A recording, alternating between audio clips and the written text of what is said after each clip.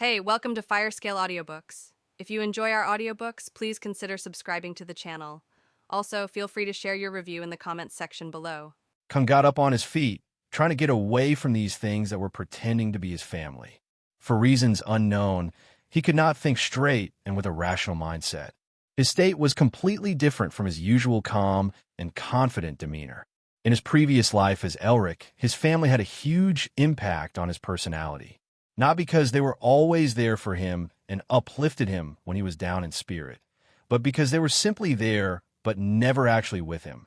The constant feeling of not being enough and not being special originated because of them in the first place.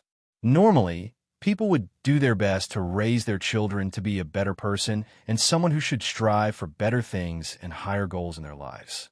Eric's parents indeed acted like good parents. Just not for him, but his elder brother David and sister Cynthia. Jonas, his father, was always there to support his brother who was in school's baseball team, while Sarah, his mother, always took the side of her daughter and wanted to see her achieve something in the world of fashion and entertainment. Elric, on the other hand, received the least of their attention as he never showed any kind of promise in any sector, even if it was related to education.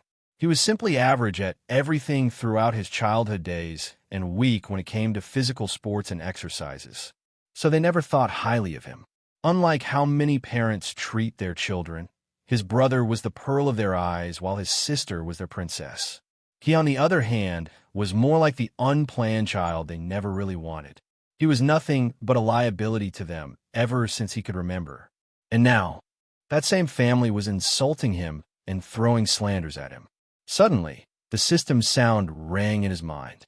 System detects that the host is being influenced by an external presence and the body is affected by some form of hallucinogen. The host is advised to sever the source of these chemicals to recover from this state. System informed Khan about the actual reason why he was feeling this way. Hallucinogen? When did I come in contact with it? He asked himself and tried to recount the incidents since he entered inside this floor. He hadn't made any contact with anyone or anything for that matter. So there truly wasn't any other way he could be spiked with hallucinogens. He didn't even eat or drink anything when he met Arkham and Solomon this morning. So how is it possible that he was dosed with a hallucinogen? Khan thought in his mind, trying to focus on his own consciousness rather than giving into the voices he was hearing. "The fog!" shouted Khan as he finally came to a realization. It was the air he breathed since he came here was the main culprit. Now he understood why his body was unaffected throughout the day and started feeling slower when he reached the innermost parts of this floor where the fog was far denser.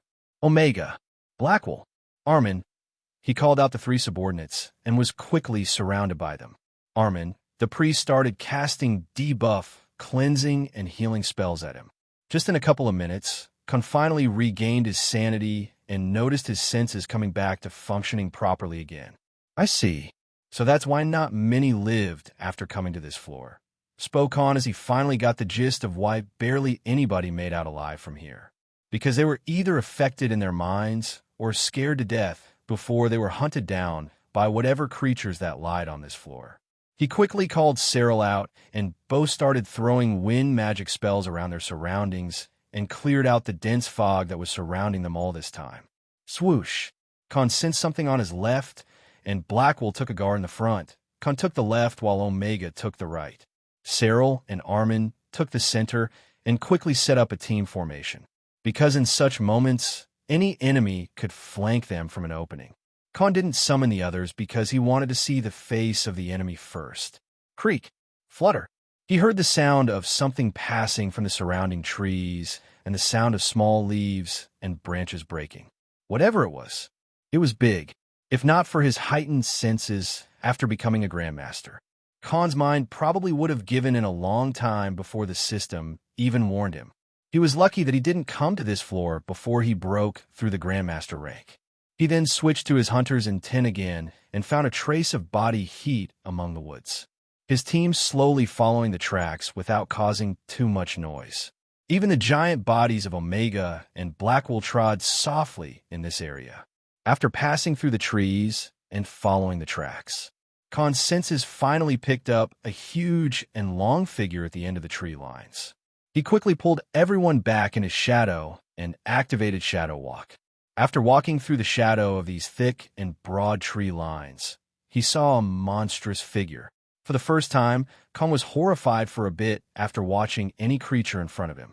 He gazed at this figure from the shadows and felt lucky that he didn't see it when he was affected by the hallucinogens, because the ghastly, creepy, and outright terrifying figure would have given a heart attack to anyone with a weak mind.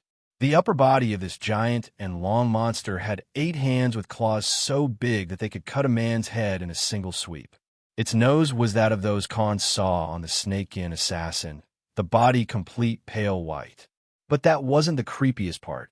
What gave Khan an eerie feeling is the lower half of this creature's body. It was completely that of a giant scaly snake. At this moment, Khan spoke to himself. I am a head out. Just by looking at the floor boss that was slithering in between the trees, Khan felt like something was crawling under his skin. One thing he knew for sure. He could not fight this floor boss head-on, because after suffering through the effects of those hallucinations and reuniting with his family again, he had no will to endure that trauma once more. How do I kill it? Asked Khan to himself, because there were truly few options if he wanted to kill this floor boss. Because after the recent experience, it became a personal grudge for him. He was going to kill the damn monster no matter what. Khan thought of possible plans, such as putting the monster in a corner or surrounding it from all the sides and ambushing it.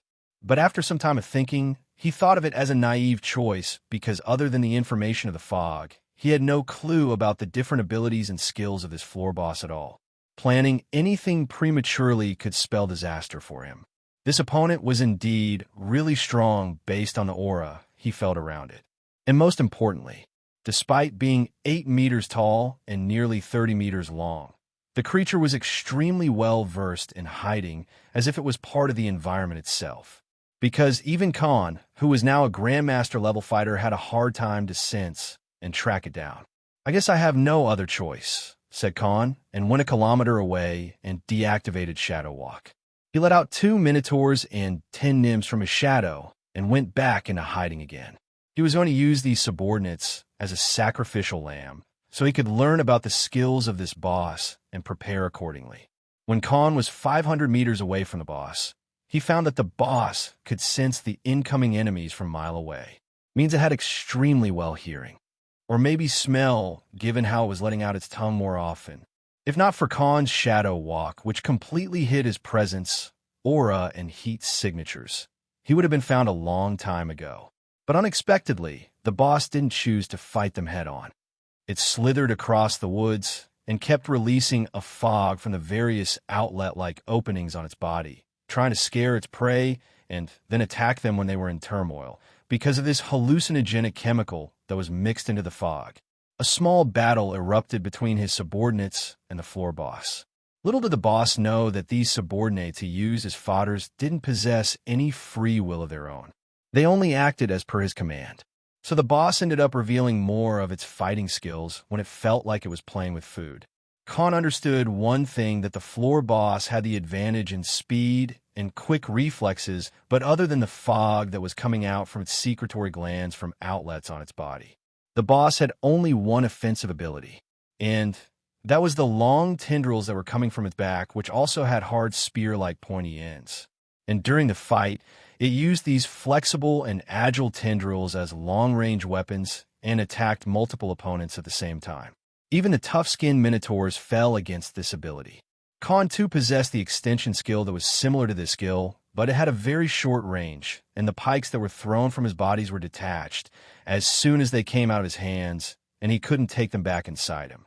These tendrils, on the other hand, would still be connected to the monster boss, and some of these tendrils had hook-like ends. Is that it? And this fucker scared the shit out of me, said Khan as he was stupefied how this floor boss left him witless, but in reality, it had the combat strength similar to the nymph floor boss. Even the Minotaur floor boss he previously fought on the earlier floor had more combat skills and innate abilities than this one. If you left the advantage of the hallucinogenic fog it could create, there really wasn't much this boss could do. Other than the tendrils, It had no offensive skills that could be used in a long and arduous battle. The most commendable trait it had was the speed and reflexes during the fight. Plus, the sensing ability through hearing and smell was indeed very useful, even for someone like Khan, whose hearing had a range of 30 meters at best if he wanted to hear whispers and talks from distance. Fuck it, spoke Khan as he left the shadows of the tree. Grab its attention and keep it busy, ordered Khan to his subordinates, and his small army left a shadow in seconds. He used Shadow Walk again as he disappeared while his army under the lead of Omega attacked and surrounded the floor boss. And since the fog didn't work on his subordinates, the floor boss was forced into a corner. Blackwell taunted the boss with his skills, forcing it to focus and attack him, while Omega and Jugram dealt a lot of damage. Cyril played a vital role as he kept shooting highly damaging magic spells, and Armin provided many attack buffs to the other generals. In half an hour, the floor boss was excessively bleeding for various places, but it couldn't even run away because the enemies had one strong fighter in all directions and had extremely well-timed attacking coordination. With the advantage of using the fog being turned useless, the floor boss turned into a disappointing opponent. After having its complete attention on the enemies it was facing, it failed to sense a black shadow coming its way. When it was fighting against the onslaught, it felt a swift pain. Kacha! The floor boss's head was pierced through by a longsword. Before it could sense what was happening, the head was split into two, and the giant, slithering body dropped on the ground. A human figure that was holding the pierced sword in his hand and was currently standing on the back of the floor boss where those tendrils came from sighed in disappointment. He easily finished this boss by bullying it with numbers while losing only a few of his subordinates, and landed the killing blow when it was completely exhausted and distracted. My disappointment is immeasurable and my day ruined, spoke Khan with a dejected face. I hope at least the abilities are useful, said Khan and put his hand on the corpse. Absorb.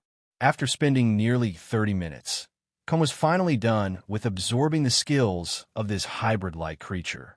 Through the system, he learned the name of this species, the Pethrals, a variant species that originated from lamias and humans. As for how did it come into existence, he had no idea, but the plus point was that the monster was Lord rank. If not for his advantage in numbers, he would have had some hard time killing it, and the monsters could have also escaped if Khan fought it by himself. System, show me the new skills. The host has acquired the following abilities and skills.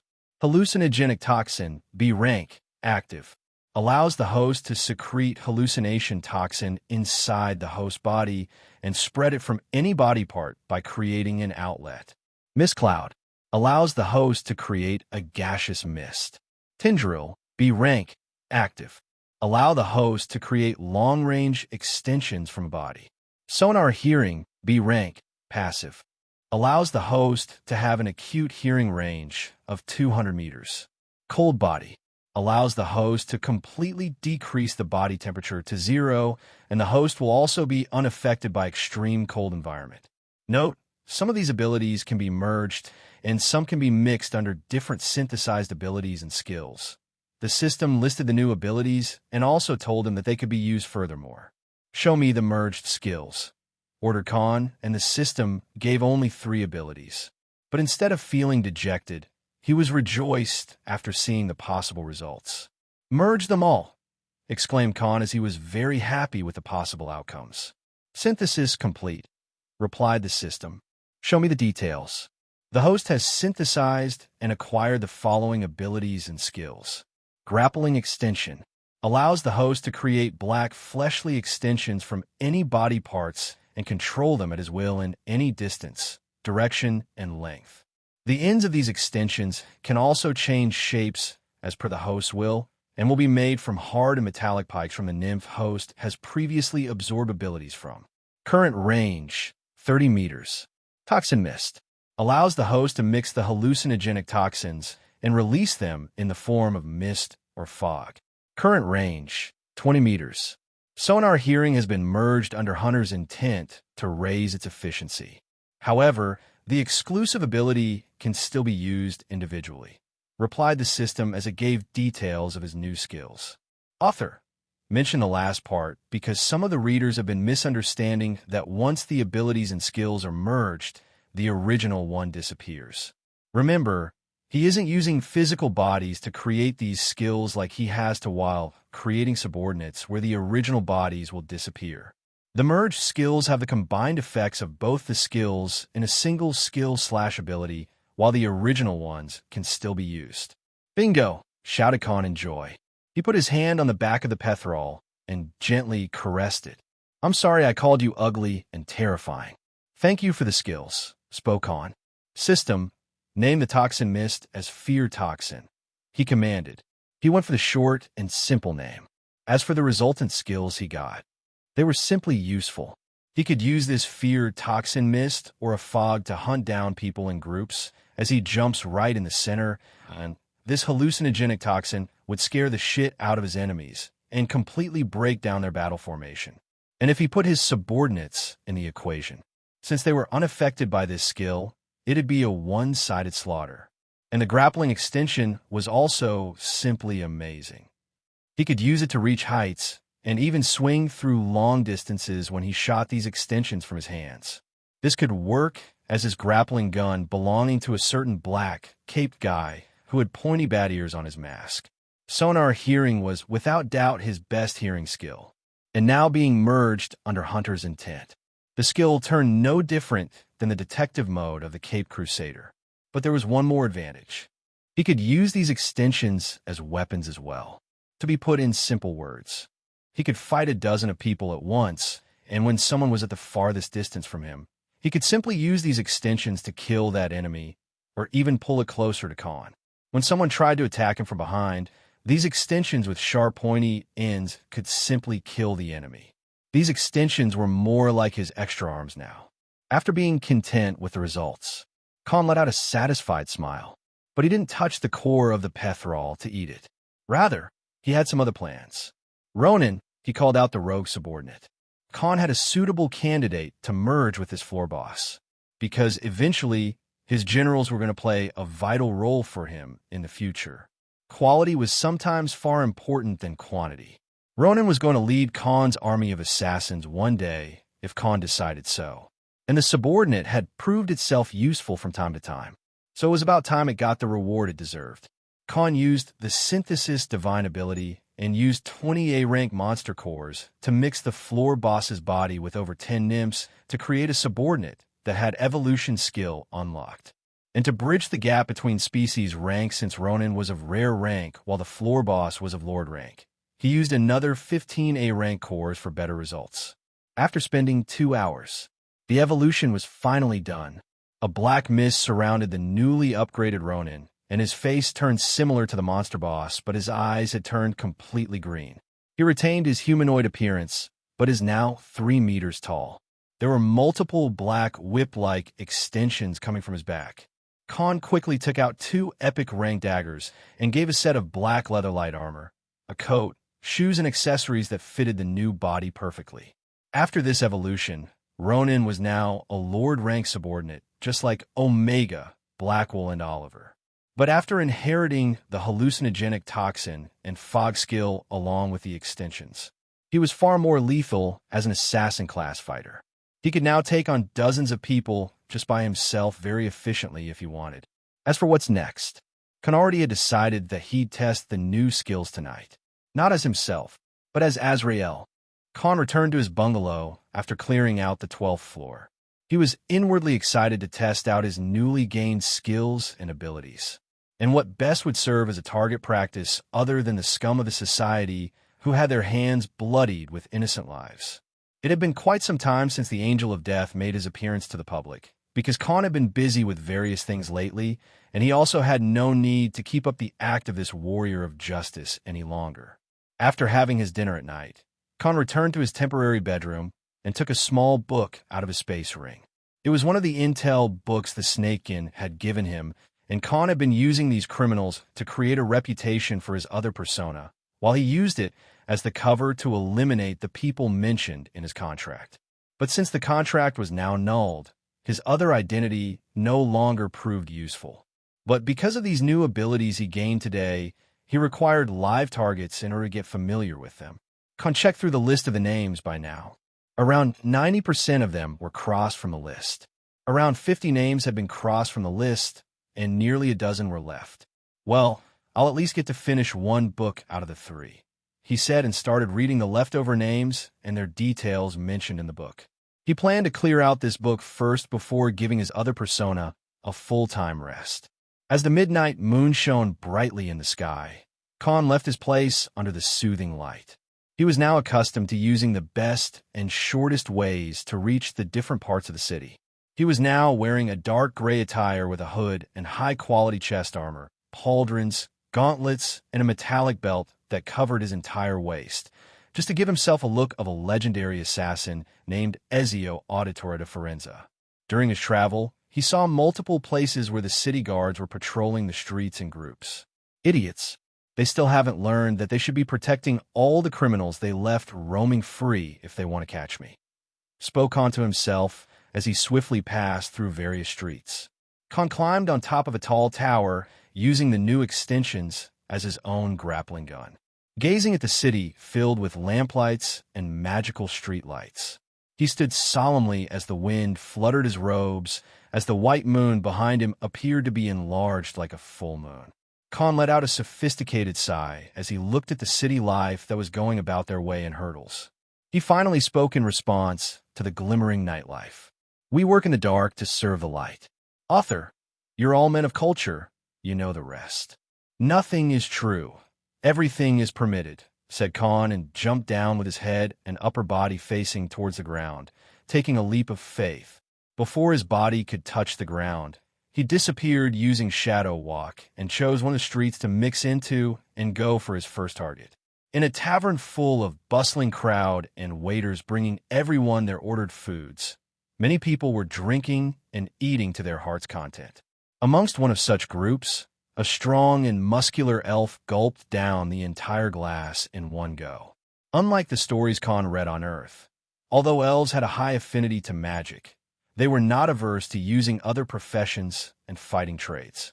The majority of the elves he had come to see so far were actually physical class fighters and had physique as per their fields required them to be. They weren't some weak and frail humans with pointy ears like depicted in almost all the mangas and novels he read in his previous life. Daminal, your appetite for booze will even give the dwarf a sense of competitiveness. Haha, laughed at Demonkin and ordered for more. Only if I could get a nice woman in my arms for the night, it would be worth it, said the elf as he licked his lips. At this response, the Demonkin's face turned somber. Don't cause trouble. You're still under suspicion by the law enforcement hall. Don't give them a chance to catch you red-handed. We can't always pay our way through, said the Demonkin. Yeah, I'll be careful. I'm off to sleep. See you tomorrow, said Daminal and left the tavern. But unbeknownst to him, there was a dark figure watching and hearing his every word from a distance far away. The elf walked across streets and wandered around as if looking for something. Just then, the muscular elf went behind a dark alley, chasing after a human girl who seemed to be exhausted after a day's work. A few seconds later, there was a muffled scream. Who are you? Let me go, shouted the girl, but her voice was quickly subdued as the elf put his hand on her mouth, and since no one was present there, her pleas for help didn't reach anyone. Don't make a noise if you still want to live, said the elf as he put a knife in the girl's throat. I'm not asking for much. I only want to have some good time, he said, and licked the girl's neck and grabbed her bosom. The girl shuddered in fear and tried to struggle by flexing her arms, tried to push her assaulter. But to no avail, her frail body could not put any resistance to the muscular elf. Don't worry, I'll be gentle, whispered the elf with a lecherous and creepy look in his eyes. He pushed the girl against a wall, started pulling her clothes, trying to tear them out. Suddenly, a ghostly and grim voice resounded as a dark hooded figure appeared behind the elf who was trying to eat the girl. Daminal Olstrenvac, you have failed this city. The elven man opened his eyes. A sudden pain hit his senses as he felt a big bump on his head. He couldn't make sense of what was happening.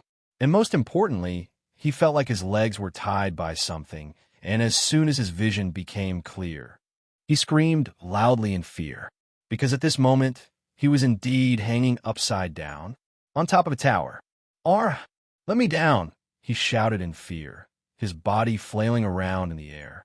Very poor choice of words. A grim voice came from his back, and quickly the rope-like thing that had tied his legs loosened its grip. "No!" screamed the elven man as his body was thrown down from a nearly 80-meter-tall tower, ready to be swatted in the ground. But at the same time, another hooded figure, clad in gray robes, had jumped down with him and was descending down, albeit more organized and in proper form. "Save me!" shouted the elven man from the top of his lungs.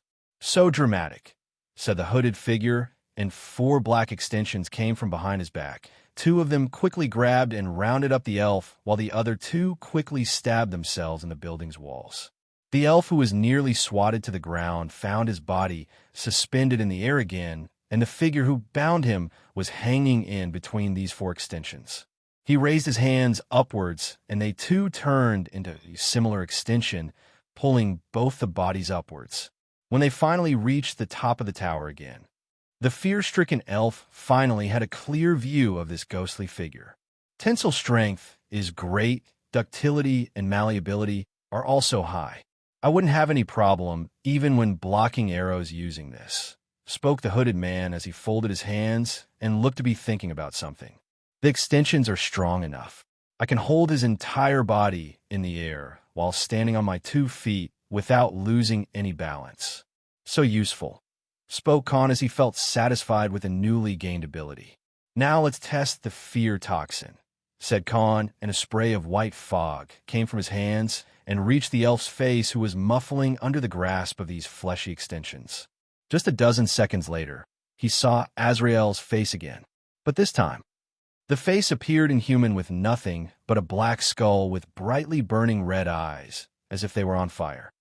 The entire body of the hooded man in front of him felt like it was turning bigger and grimmer as the seconds passed by, and all the elf saw was a dark demonic figure looking down on him, as if looking at an insignificant being. "You, who are you?" asked the elf, who was tied up by these extensions, his face full of horrors. 4 knows cases of sexual assault on females, including demonkin, elves, humans, and beastkins. And who knows many more off-record victims. "I wonder how you're not inside the prison yet," spoke the hooded figure. "Let me go. I don't want to die. I'll do anything you want," pleaded the muscular elf. "Alcina Sikkim. The name rings any bells?" asked the hooded figure. "You. How do you know that?" asked the elf with an ashen expression on his face. "You are Astris Ped, that 13-year-old girl, and when she refused to keep quiet about it, you killed her and threw her body in the gutter. Well, that's only one of your victims that I've come to know. I'm sure there are many innocent women you've killed and destroyed the lives of," said the hooded figure in a judgmental tone. "Don't tell me. You're Azrael?" asked the elf in a ghastly tone. "Yes. Now tell me, how do you wish to die?" spoke the hooded man. "Azrael, I'm giving you 3 options.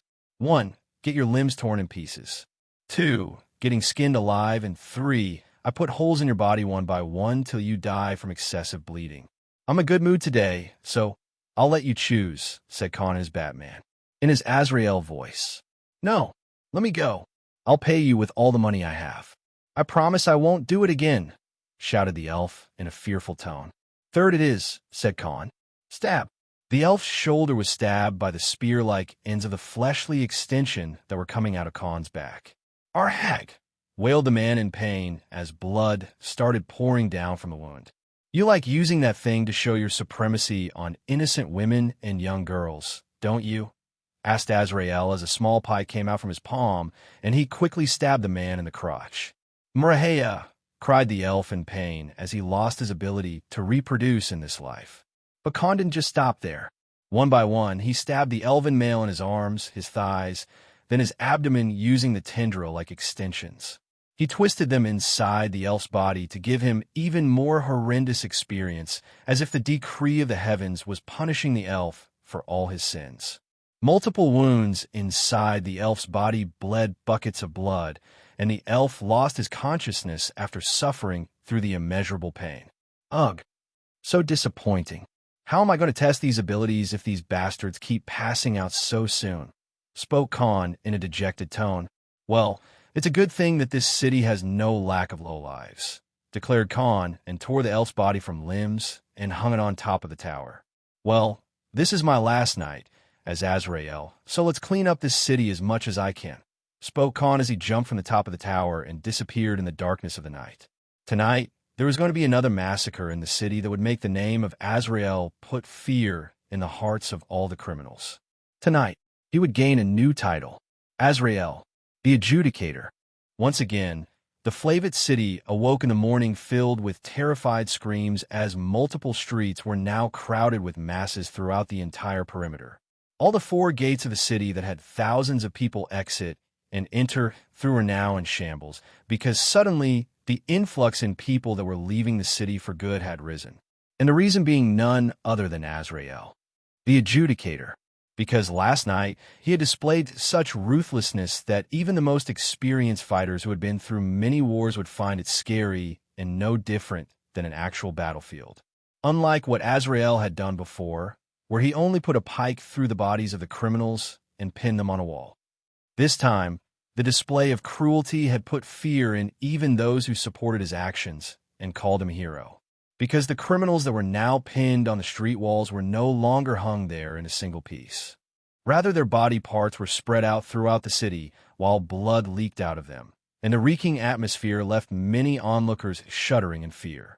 If one street had the head of one of Azrael's victims, the other street walls would have his legs or arms. Another will have his fingers, while the last one would host the splattered and torn-up intestines. The mangled body parts covered in blood were spread throughout the city, and not a single populated zone was left an exception to it. This was by far Azrael's biggest declaration of war on the criminals and corrupted that lived in the city. All of these streets had blood-painted walls with words written in blood that were the main cause why anyone who ever committed a heinous crime would feel like looking the death in its eyes. I see all, I observe all, and I know all your crimes. No evil shall go unpunished, because I, Azrael, the Adjudicator, is always watching. He was no longer a hero of justice or someone who fought for the little guy. No, he was basically declaring himself to be the law itself. The reason why he went to such extreme measures was because he knew that people would easily forget no matter how many criminals he killed and punished for their crimes. And eventually, the majority of the populace who only heard the name of Azrael only in gossips and rumors would come to even deny his existence. Sooner or later, he was going to leave this place, and his name and deeds would fade in history. People would still commit crimes in the dark alleys. Innocents would be thrashed and trampled upon by the rich and powerful, and all the efforts he put in creating his persona of Azrael would have no meaning left to it. If he wanted to leave a mark in the history of this city, he had to not only kill these criminals, but also make the masses fear him. Otherwise, the same cycle would repeat, and that would make no difference. For Khan, it was no longer about using these killings as a means to kill the people in his contract, but rather about the legacy he would leave. Because a fearful man followed rules far better than one with freedom, even though no one served any religion or any god in Rocco's empire. Azrael had put the fear of God in all the citizens of this city. Jan, Khan, the main culprit of this chaos, woke up merrily in the noon after yesterday's hectic work and simply enjoyed the view outside of his house.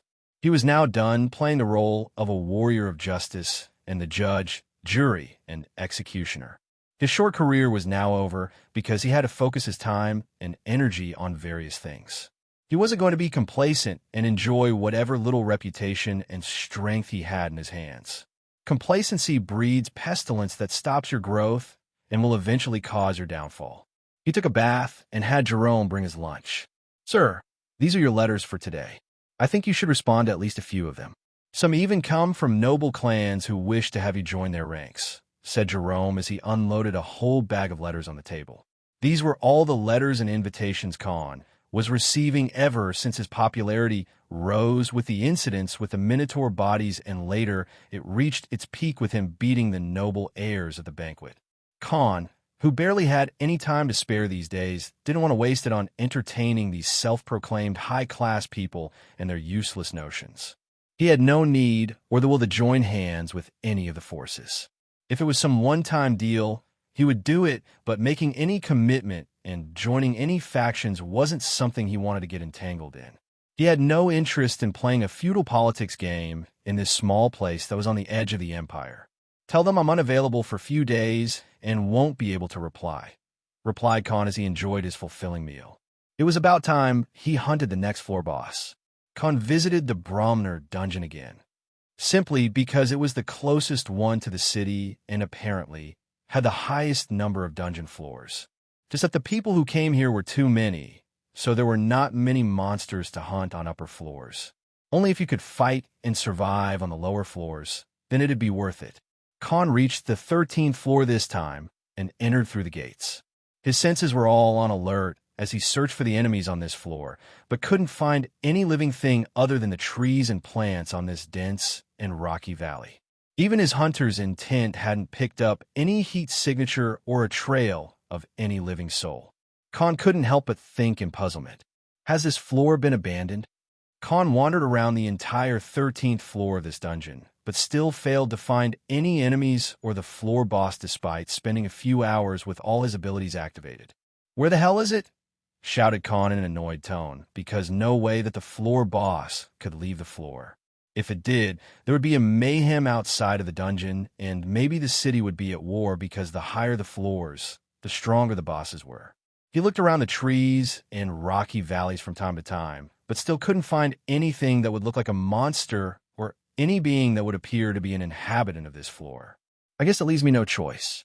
Everyone out," commanded Khan. All of his subordinates jumped out from his shadow one by one. "Legion, go look for enemies. Generals, attack anything you find suspicious in Omega." "Smash," said Khan as he pointed his forefinger at Omega. Omega let out a smirk and ran in the opposite direction. What ensued very soon was multiple places on this dungeon floor getting blown up, caved in, giants' peaks and boulders getting shattered while the dense treelines put on fires while the smoke from the burnt wood spread on this floor, which nearly had a perimeter of 10 kilometers. Khan was literally smoking the floor boss out of its hiding. After he too joined the shindig, the property damage raised significantly because he had the highest mana and attack range, whether it was sword or magic spells. After half an hour, suddenly Omega engaged in a battle, and Khan was quickly notified via hive mind skill. He finally saw the floor boss through the shared vision as he and the rest of the subordinates were running towards the ongoing battle. Khan was stupefied after looking at the boss. Omega, who was fighting, it was having a hard time to even land a proper blow at it, whether it was melee and ranged attacks. And the main reason being that the floor boss had no proper body form. Sometimes it turned into the shape of a boulder, and the next second it turned into limb-like structures that avoided the attacks extremely well. It was like a jelly that was changing its size and shapes without any problems. As Khan reached the midway to the battleground, he faltered in his footsteps after he saw something that made him drop his jaw on the ground. The floor boss had turned into Omega. Khan couldn't believe his eyes as he saw a black Leakin who looked identical to Omega in every aspect, whether it was the height, the fur, or the claws. There wasn't a difference in any way. If Khan didn't have the mind connection with his commander, he too would have failed to differentiate between the real Omega and the fake one. Omega was enraged to the core after he saw the floor boss imitating him in every way. It had a smug grin on its expression as it evaded his attacks from time to time and made mocking gestures. It has high sentience, and it knows how to goad an enemy into exhausting themselves by provoking them. Khan thought and ordered all of his subordinates to stop their charge towards the battleground. The floor boss clearly didn't know how many enemies were surrounding it. Keep it busy. He ordered Omega as a viable plan hatched in his mind. After watching the floor boss via Omega, Khan quickly understood why he failed to find the floor boss till now despite spending hours wandering around the floor like an idiot. Because this floor boss could shape-shift into objects and even living beings. And to make it even more deadly, it could also completely mask its presence so well that even his survival instinct and hunter's intent that were already twice more effective than before ever since he broke into the Grandmaster rank couldn't find it. No wonder it had completely mixed into the environment without leaving a trace. And if not for Khan getting pissed off and ordering his subordinates to destroy the places on this floor, he would have never found it in the first place. If this was Khan before he faced the floor boss from the 12th floor and absorbed its abilities, he wasn't confident that he would even be able to fight this floor boss. The opponent was indeed very smart and tactful from what Khan saw. He ordered his legion and 6 generals to surround the battlefield from corners without coming in sight. He exclusively ordered Oliver to take the high ground and be ready to attack if the shape-shifting floor boss decided to take the form of something that could fly in order to run away from the battle. At this moment, however, Omega was being pushed back by the monster with the same physical attacks as the former and mimicking his attack pattern. A true nightmare for those who hunted alone and in groups, because no matter what, this floor boss could take the shape of a random object and you wouldn't even notice. If in groups, it could take the appearance of your allies and then kill you when you weren't looking. Khan trembled in amazement after he noticed how horrifyingly strong this floor boss was. It was one thing if you could copy someone's appearance, but it was another thing if you could fight the opponent using the same attacks and fighting style as them. The 12th floor boss only looked terrifying. But this guy is the actual bastard you should be afraid of, spoke Khan to himself as he finally prepared a plan to take down this floor boss. Since its biggest advantage in a fight was to shapeshift into the enemy and copy their fighting style in time, Khan was certain that the monster was a highly intelligent being to adapt so quickly in a battle. But what if the boss lost its ability to think properly and had too many enemies that it couldn't even copy enough of them? Because soon, the floor boss was going live inside a nightmare. And that nightmare would be none other Khan. Omega faced off against the floor boss by himself as Khan entered in stealth. Thankfully, the fight was happening in an area with long and broad trees, so there was no lack of shadows for him to hide inside using Shadow Walk. Even though Omega was currently being defensive and was pushed back by the floor boss who had taken the same form as him, he still adhered to Khan's instructions and kept the boss engaged. Khan, on the other hand, started shifting from one place to another and took a cover behind tree trunks and released the fear toxin from his hands. But he didn't stop at just one place. He didn't want to give the floor boss any escape route, so he filled various places with his toxin mist and covered the entire area out of the battlefield in a circle. And in this encircled area, he placed his lower-tier subordinates as the 6 generals hid in the inner areas not far from the ongoing battle. After completely filling this middle area with the fog, Khan finally decided that it was about time the floor boss understood what true fear looked like. Using the Shadow Walk, he appeared behind the boss and released his fear toxin at full capacity as if a cloud had descended straight from the sky on this battleground. Only then did the floor boss finally notice that something was amiss and looked around its surrounding, only to find a visible white fog and somehow feeling its senses becoming dull. When it looked back on its opponent, it was surprised to see how its enemy had completely disappeared from the sight without even making a sound. It quickly changed its form and transformed into a blue and large winged creature that resembled a lot to the pterosaurs, the flying bird-like dinosaurs, but with feathers and a long tail. The floor boss was now 5 meters in height and quickly spanned its wings to take off and look at the surrounding. Shoot! Just as the newly transformed boss took off and flew 15 meters above the ground, a metal-like pike pierced its right wing, and soon another one was shot at the boss. Krah! The boss fell on the ground and screeched in agony as the wings started to bleed. It quickly changed its form into a 4-legged creature with scaly skin on its body, its head resembling imps and legs similar to clawed wolves. Just then, another burst of the white smog came to its face, and the boss inhaled a big breath of this fog. Swoosh! The floor boss heard a voice and quickly turned its back, looking for the source of the noise. Then suddenly, a black figure passed behind its back and disappeared before the boss could even turn around. It transformed into a horned snake and slithered across the trees after getting a sense of fear from the surrounding noises. Just then, it saw a group of giant monsters walking towards it. Each figure was as tall as a 20-meter house, their eyes burning red, and the biggest of them was a 40-meter-tall humanoid monster with a giant shield and axe in its hand. Thud! Thud! Thud! The floor boss, whose senses were weakening as time passed, shuddered in fear for the first time in its life. It quickly ran away from the giant monsters and took the left side, only to find an army of spider-like creatures swarming in the group of hundreds, their eyes prying at the boss as if they wanted to dissect it alive.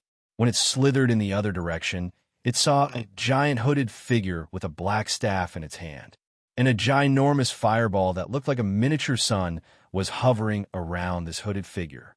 The floor boss felt like it was nothing but a tiny being and ran for its life. It transformed into a bird-like creature again, but before it could even take off, its wings were shot and pinned to the ground from a long and 8-legged figure with its bright yellow eyes staring back at it. The sight terrified the boss, and it transformed into a 2-legged, ape-like creature who jumped extremely fast among the trees, only to face its previous enemy, Omega. But unlike the previous encounter, Omega was now 50 meters tall. Various parts on his body appeared to be covered in fiery patterns, and the eyes felt like they would burn anything to the ground. His claws now looked far longer and sharper that could cut down the boss in a single swing.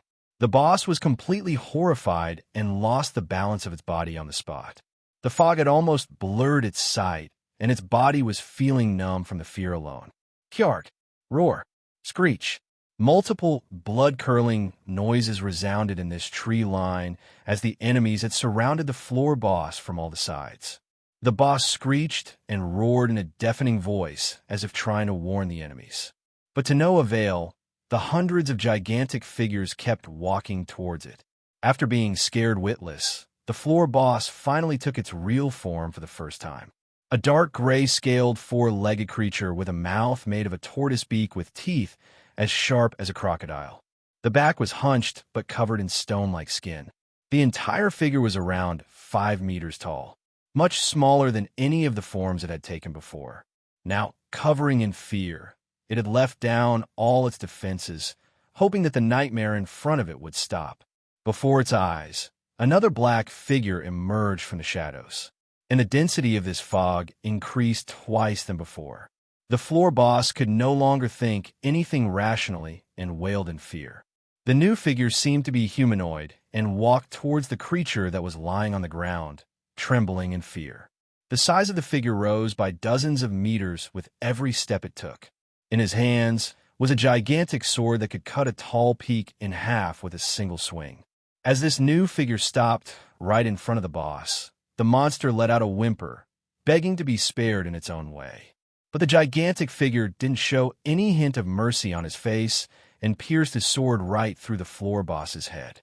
In its final moments, the floor boss finally saw the truth behind its death. Because there were no gigantic creatures, there was no army of hundreds and thousands surrounding it. Rather, it was only a dozen of small-time monsters that it could easily kill by itself. But the most shocking sight was the true form of the one that had killed it. It was the shortest, most threatless-looking human. The floor boss finally closed its eyes in disbelief as the horrifying nightmare finally ended.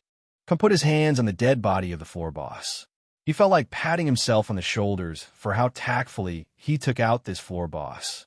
If not for his extremely well-thought planning, such as closing all escape routes, removing the option to fly, and then simply scaring down the boss to a state where even he appeared as an immense threat to the monster and simply stood rooted to the spot as Khan ended its life.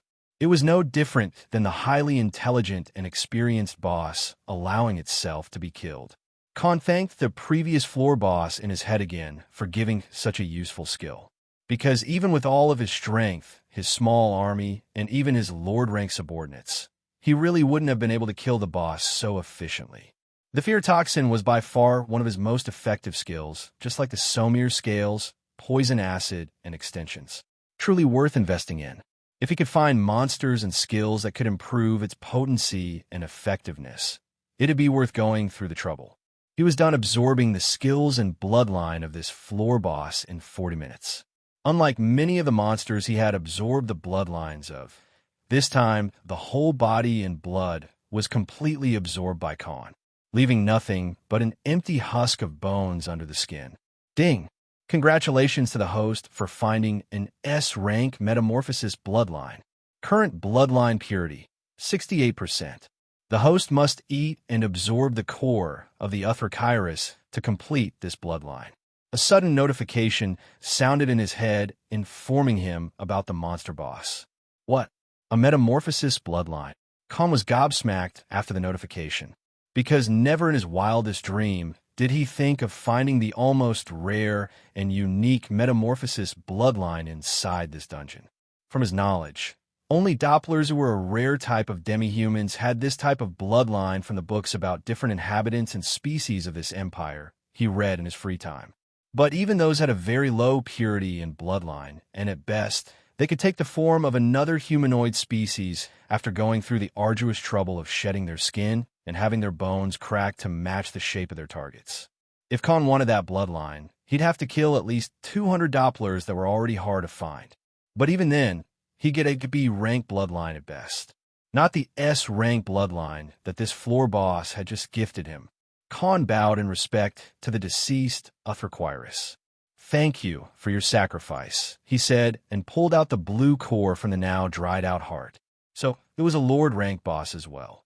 Spoke Khan as monsters who were of Lord rank and comparable to Grandmaster humanoid species fighters had blue cores unlike the latter who had golden cores.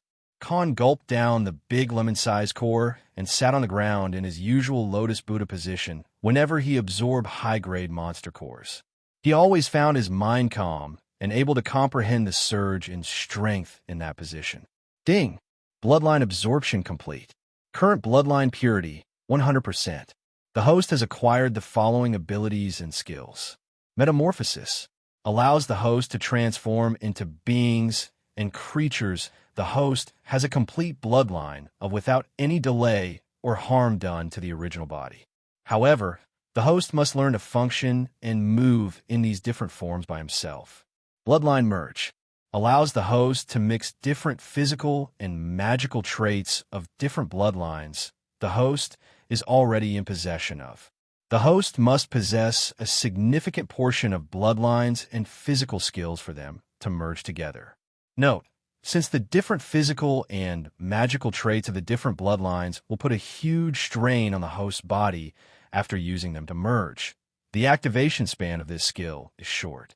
Current time limit, 15 minutes. The host is advised to absorb even higher rank metamorphosis bloodlines to overcome these restrictions, replied the system in its usual robotic voice. Khan was elated after hearing this message, because this was no different than giving himself the biggest advantage he had whether it came to fighting, if he had to hide himself, doing a reckon, or even infiltrate inside a place. As long as he had met the conditions of 100% bloodline purity, he could transform himself into any creature he wanted. This ability clearly had opened many doors for him, because if he were to travel into a place inhabited by a particular race or species, he would have no problem mixing in with them, let it be elves, dwarves, and maybe even sea folks. This was far better than any shape-shifting ability where you'd be restricted by many things such as the types of shapes your body allowed you to take, or have physical traits that would restrict the kind of species you could imitate.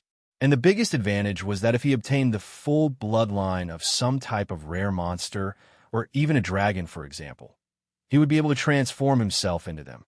Although he would need a higher bloodline, like a mythical rank metamorphosis bloodline, for it to be successful. This was still a gate that opened hundreds of possibilities for him. And the bloodline merge was also another handy and useful ability, even though it had a short time of 15 minutes only. He could select the best traits of the bloodlines he had and take a form that would be an amalgamation of these OP physical and magical traits and skills. To put the cherry on top, Khan also noticed that his level went by 5 levels, and now he was level 70. This was indeed an immensely fortunate harvest. Moha, ha ha ha ha ha ha. Khan did his usual Joker laugh as he stared at the sky with nothing but joy and happiness in his eyes. "Has Master gone senile again?" asked Ronan to his fellow subordinates. "What do you mean?" questioned Omega. I'm usually on the lookout when Master is doing something important. So whenever he gets something useful or precious, he always laughs like this, replied Ronan. Unbeknownst to Khan, all the subordinates that had reached the Lord rank after the evolution had formed their own consciousness and will. Although they were still programmed to follow Khan's every order, they could think by themselves and even converse with each other with the same hive mind skill that he used to talk with them. So the sayings are true. When you search for the copper, you might as well find gold, said Khan, and decided to leave the dungeon after today's extremely rewarding hunt. Now, he was going to spend some time practicing and experimenting with this metamorphosis ability for some time. This was definitely one of his biggest hauls ever. The next morning after Khan awoke from his sleep, he started his weapons training again. Recently, he didn't have enough time to practice, but it clearly hadn't skipped his mind. No matter how the blessings from the war deity helped him raise his mastery and perfect his techniques easily, he'd still get rusty if he didn't practice with them in routines. Only a fool would get complacent with their cheat codes and forget to even train the basics of the fighting skills. He wasn't inside some fictional story where once you learn a skill, you don't have to work hard to perfect it or take it to a new level for your entire life. His only advantage was that the blessings allowed him to quickly comprehend the various battle techniques and skills far faster than anyone else. But that didn't mean that he'd always stay proficient in them without performing them for a long time. Because even Grandmaster rank fighters still train themselves with their weapons in order to reach new heights and break into a higher rank. That was exactly what made them so different and exceptional from millions of people. After his morning training session ended, he followed his usual routine of breakfast, ignoring the letters from rich businessmen and nobles alike, then spending his time reading a few informative books related to the demographics and geography of the world he was now living in. He wasn't going to be an ignorant idiot like some childish protagonist of a book who randomly traveled to places without even gathering enough information about that place, such as its natives, the culture they follow, and what's the most important thing to know about that region. And because he didn't have a know-it-all guide or a companion with him, he had to learn these things by himself, so he wouldn't wander off in a wrong place or lose the track of where he was. During the noon, when he was finally alone, he started practicing the new metamorphosis ability. He took off all of his clothes and started to change his form from one species to another. In the beginning, he stumbled in his footsteps as he wasn't used to walking on hind legs of kobold or a minotaur, and nor did he have any experience in walking on three legs like a nymph. After spending hours practicing from one form to another and getting used to them, Khan finally heaved a sigh of relief, and then he shifted to bloodline merge skill. Initially, Khan only thought that he couldn't use skills that were bloodline exclusive, but to his surprise, the abilities he already had learned without a 100% pure bloodline were also available. To summarize, Metamorphosis allowed him to change only in the creatures he had absorbed the 100% pure bloodline of, while Bloodline Merge allowed him to mix in skills and physical traits he already had acquired, even if he didn't have the 100% purity in those respective species and bloodlines. In the first few tries, he could only merge 2 to 3 bloodline skills at best, and his highest activation time was 4 minutes. This skill indeed needed a lot of practice and experiments done with it. Otherwise, it'd be nothing but a forgotten book on a shelf.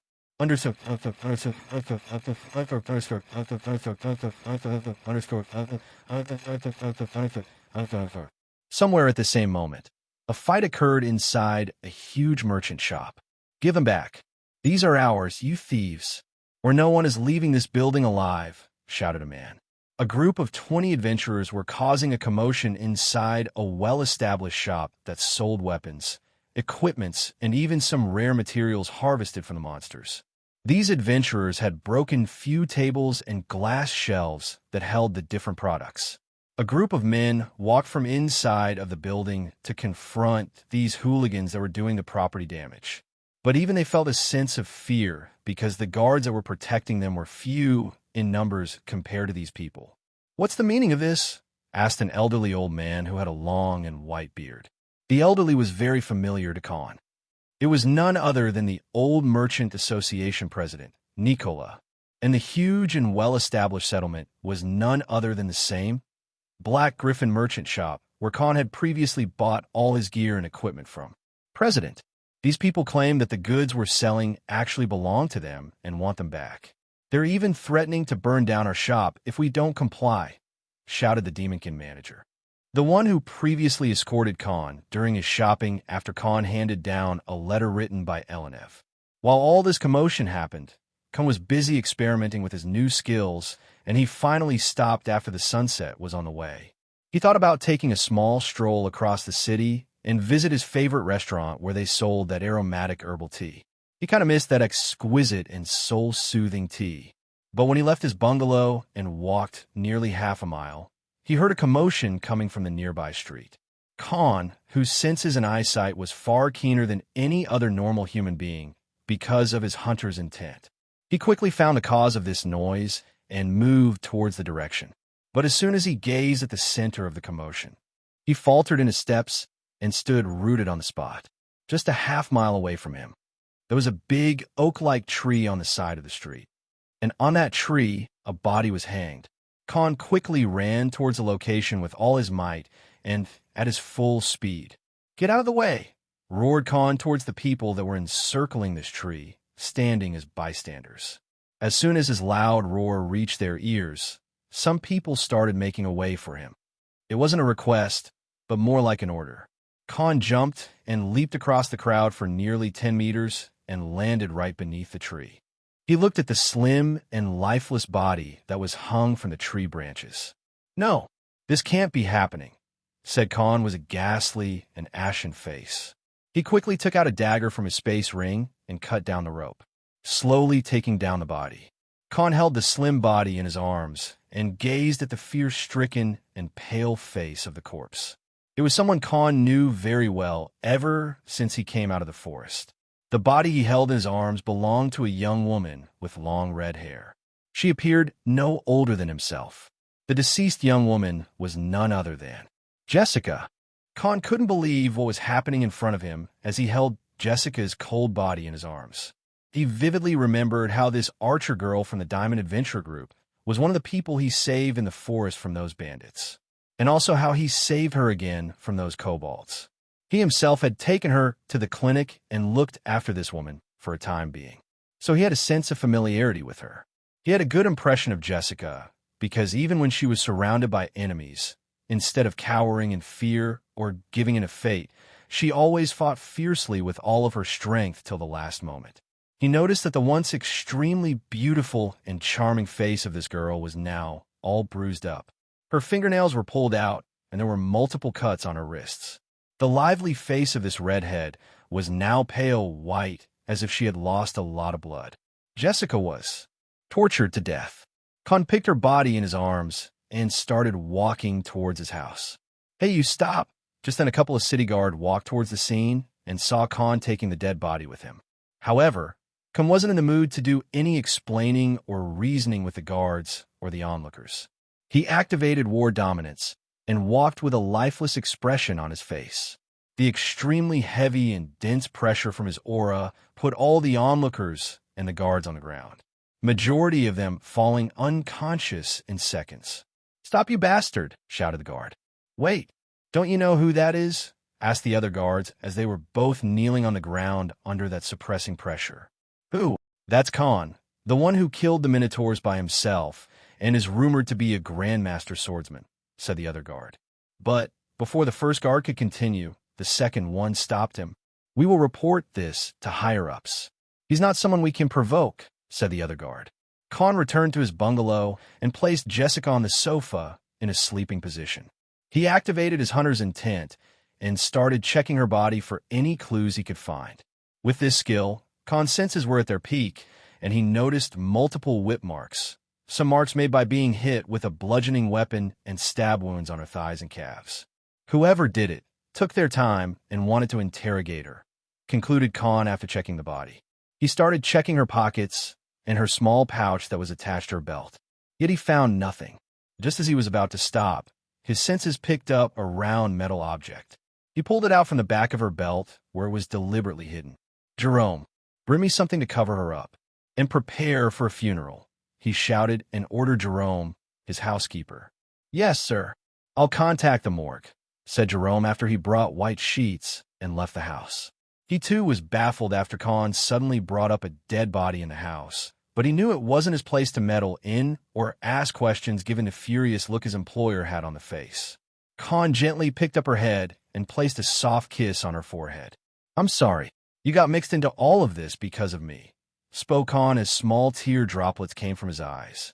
Because the round metal object he found was something familiar to him. It was an emblem which he had seen previously during his dungeon hunts. The Scarlet Lion Adventurer Guild. Khan now had hints for the cause of Jessica's death. It was caused by the people of this guild, and as for the reason, he already understood what it was as he gazed at the space ring in his hands. They wanted the ring. The one which Khan had picked up after their team was wiped out by the silver kobold and later landed in his hands. The materials and weapons inside the ring indeed cost a fortune, and Khan had greatly benefited from selling just half of these to Nicola. What these people wanted was the ring and everything in it.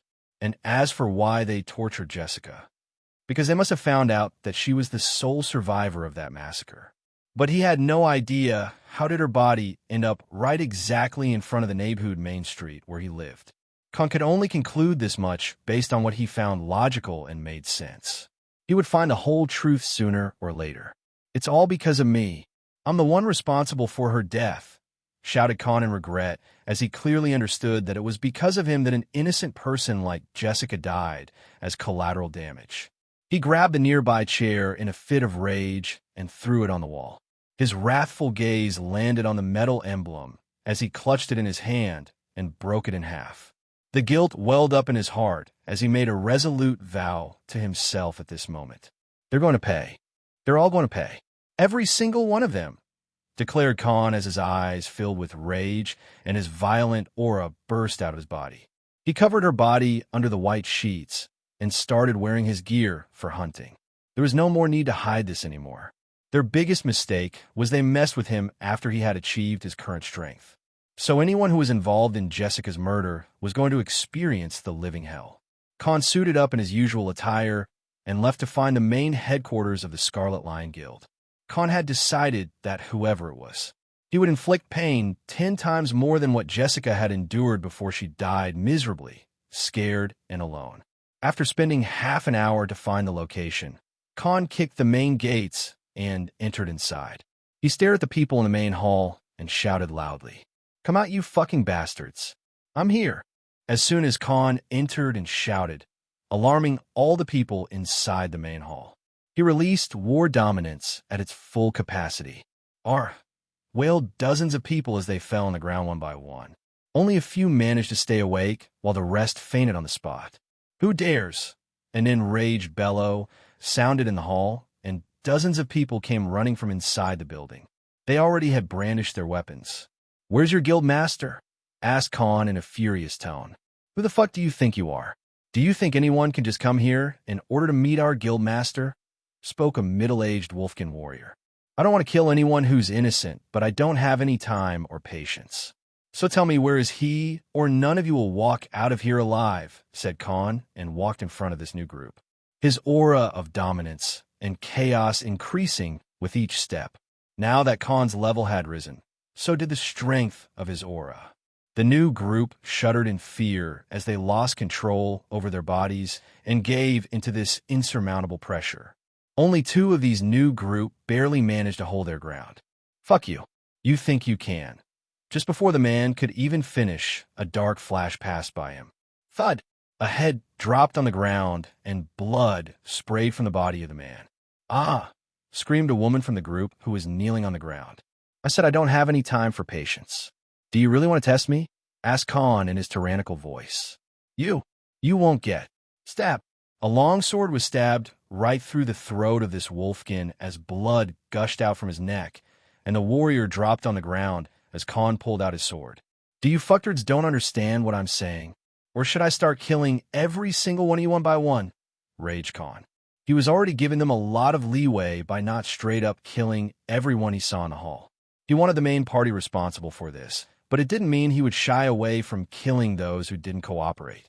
This was the enemy side, but he was still giving them a fair chance than outright slaughtering people who didn't even know anything about Jessica's murder. Sintra Dungeon.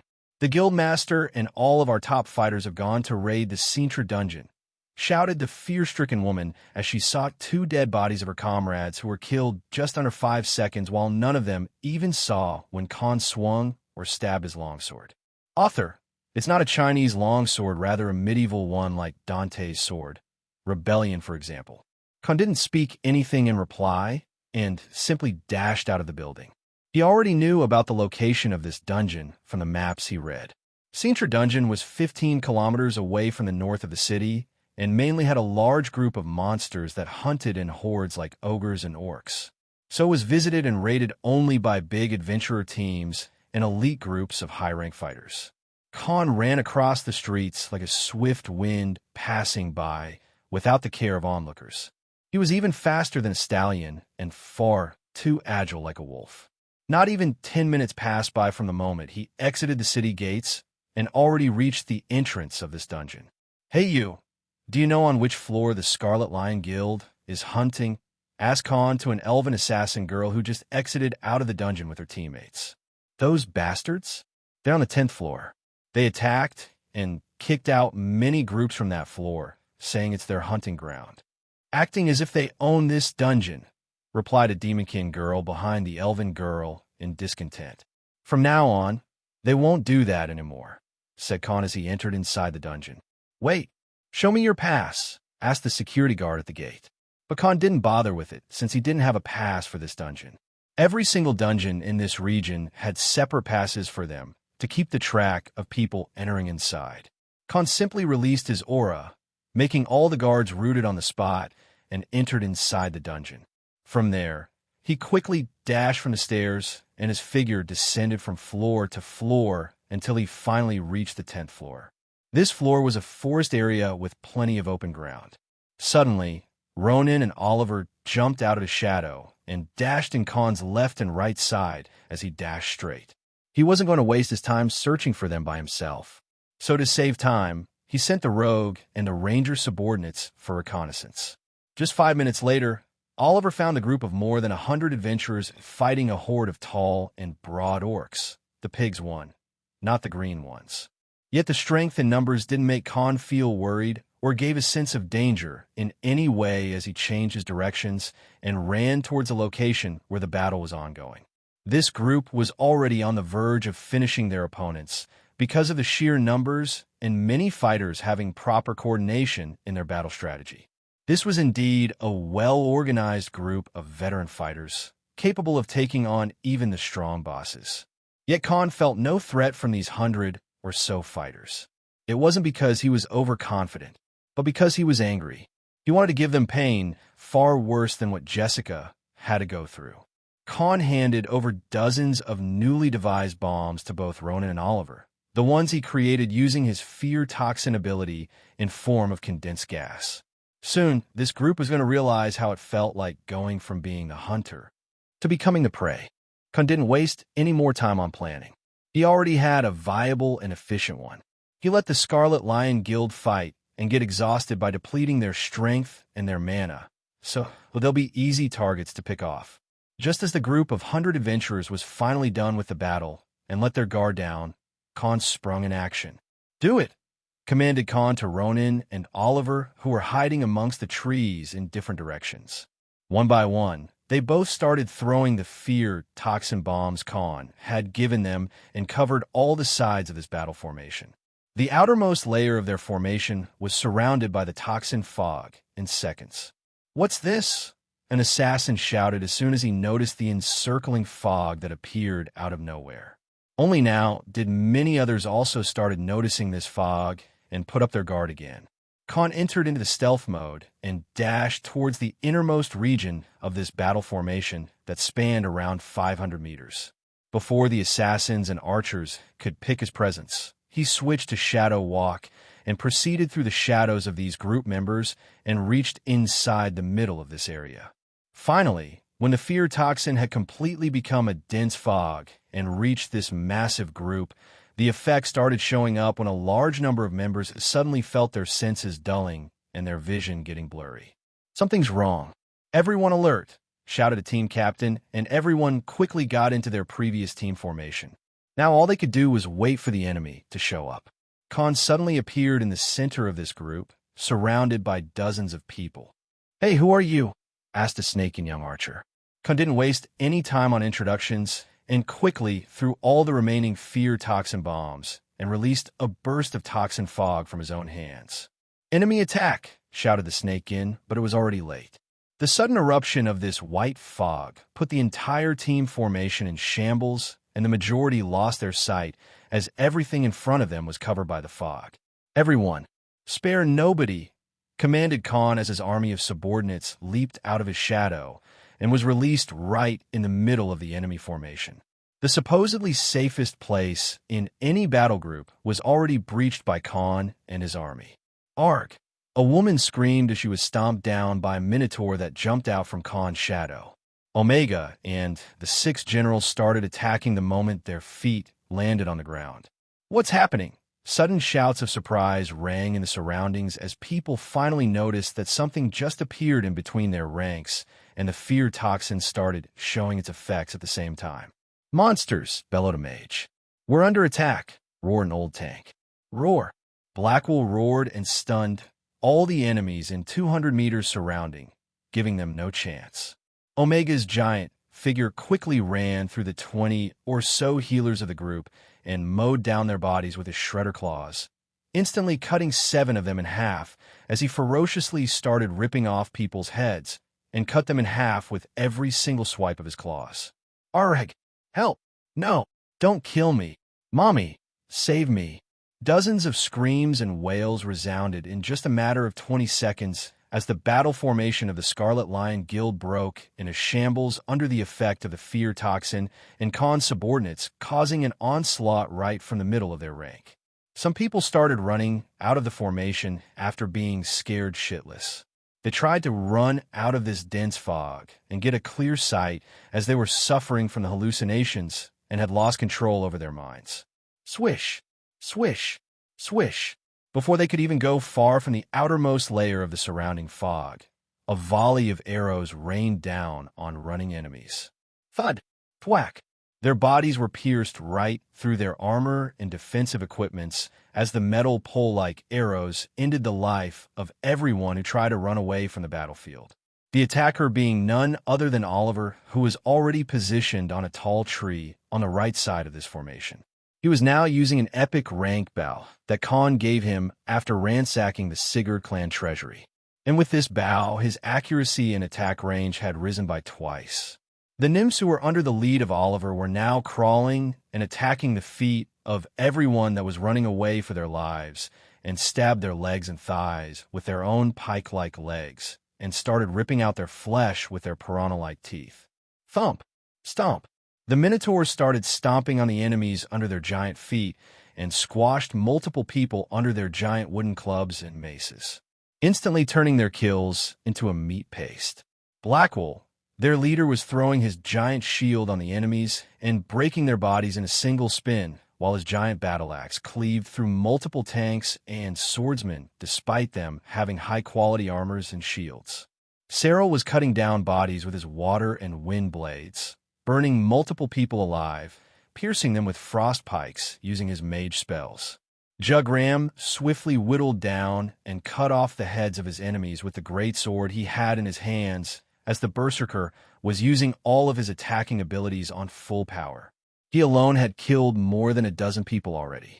Those who tried to run away from the right side of this formation were single-handedly killed by Ronin, as the rogue subordinate was now a Lord rank monster, and after his evolution, he too could use those extensions with spear-like hard and sharp tips.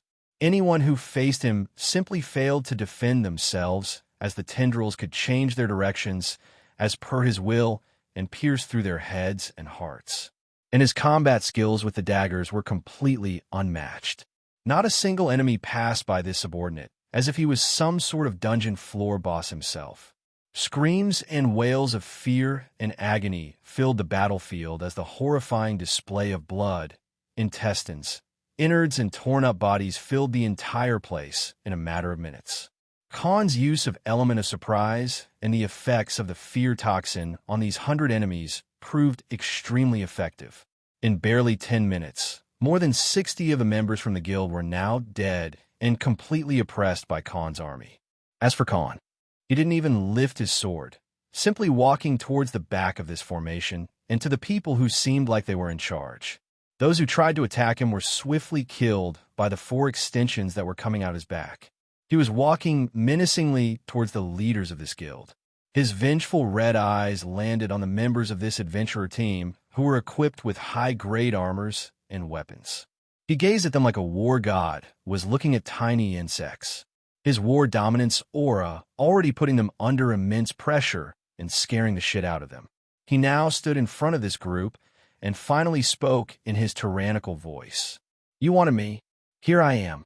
Khan stood in front of the group fearlessly as his chaotic black and red aura exuded out of his body. The grass on the ground quivered and started shaking under his extremely dense and heavy pressure. "You, is this your doing? This army of monsters?"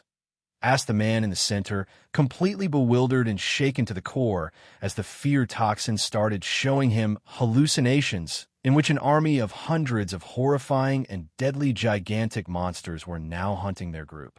"Thwack, are you the guild master?" asked Khan as he killed another swordsman who charged at him from behind but got stabbed in the throat by the extensions. "You, what kind of monster are you?" shivered the middle-aged man in the center. He still hadn't digested the fact that they were suddenly attacked out of nowhere just as their group had finally finished off the small orc settlement. Before they could even breathe properly, another group of enemies started killing them, and the man standing in front of them suddenly felt like a walking, talking monster himself. Khan's extension made him look like some primordial monster that knew how to take the shape of humans. And under this hallucinogenic toxin gas, his figure looked 10 meters tall and kept increasing as the time passed. "Answer me," shouted Khan as his wrathful gaze swept over the group who were barely holding their weapons at this point. "It's him," screamed a man under fear and pointed his hand at a middle-aged man fully clad in golden armor and held a rare rank war hammer as his weapon. "Get away from me, you monster," shouted the man. Khan's eyes landed on the man, and his eyes flickered with a yellow spark. The man fell on the ground, his body paralyzed on the spot after Khan used Executioner's Gaze. "Now, which one of you tortured the redhead girl?" he asked in a commanding tone. "Act! Save me! Get away!" The wails and screams continued in the back as Khan's subordinates were killing off the adventurers one by one who were already in complete disarray and no longer had any type of defensive formation or coordination in attacks. "It's him!" A female elven mage who also stood among this group pointed her fingers at a skinny man who was dressed in the assassin's clothes. Under this fearful state, not a single one of them could think straight and easily gave under Khan's pressure. With his current strength, he won't have any problems killing at least 30 people by himself. As for why he wasn't sparing any of these people who came to raid here, because he knew that all these guild members were the top guys and the main backbone of their guild. Unlike the people who Khan saw in their headquarters who were nothing but small fries and possibly didn't know anything regarding this case. These people certainly had heard of it or played a part in it, so there was no need to show any kindness to this group. Besides, they all had seen his army, so they had to be silenced. Khan's extensions quickly pierced the skinny assassin in his thighs, and the other one picked the guildmaster. Thud! Just then, a giant figure of a Leakin dropped behind the remaining people and clutched its razor-sharp claws on the heads of the people in command. Omega's jaw then ripped open the head of a man in the middle of this group, while Khan ignored the bloodied slaughter. He picked up the 2 men and walked away from the battlefield. Why? Why did you kill that woman?" asked Khan to the man in golden armor. "You mean that redhead bitch?" "Because she wouldn't talk," replied the man as he finally regained control of his body. Khan had already taken them out of the toxin fog, so the effects had started waning.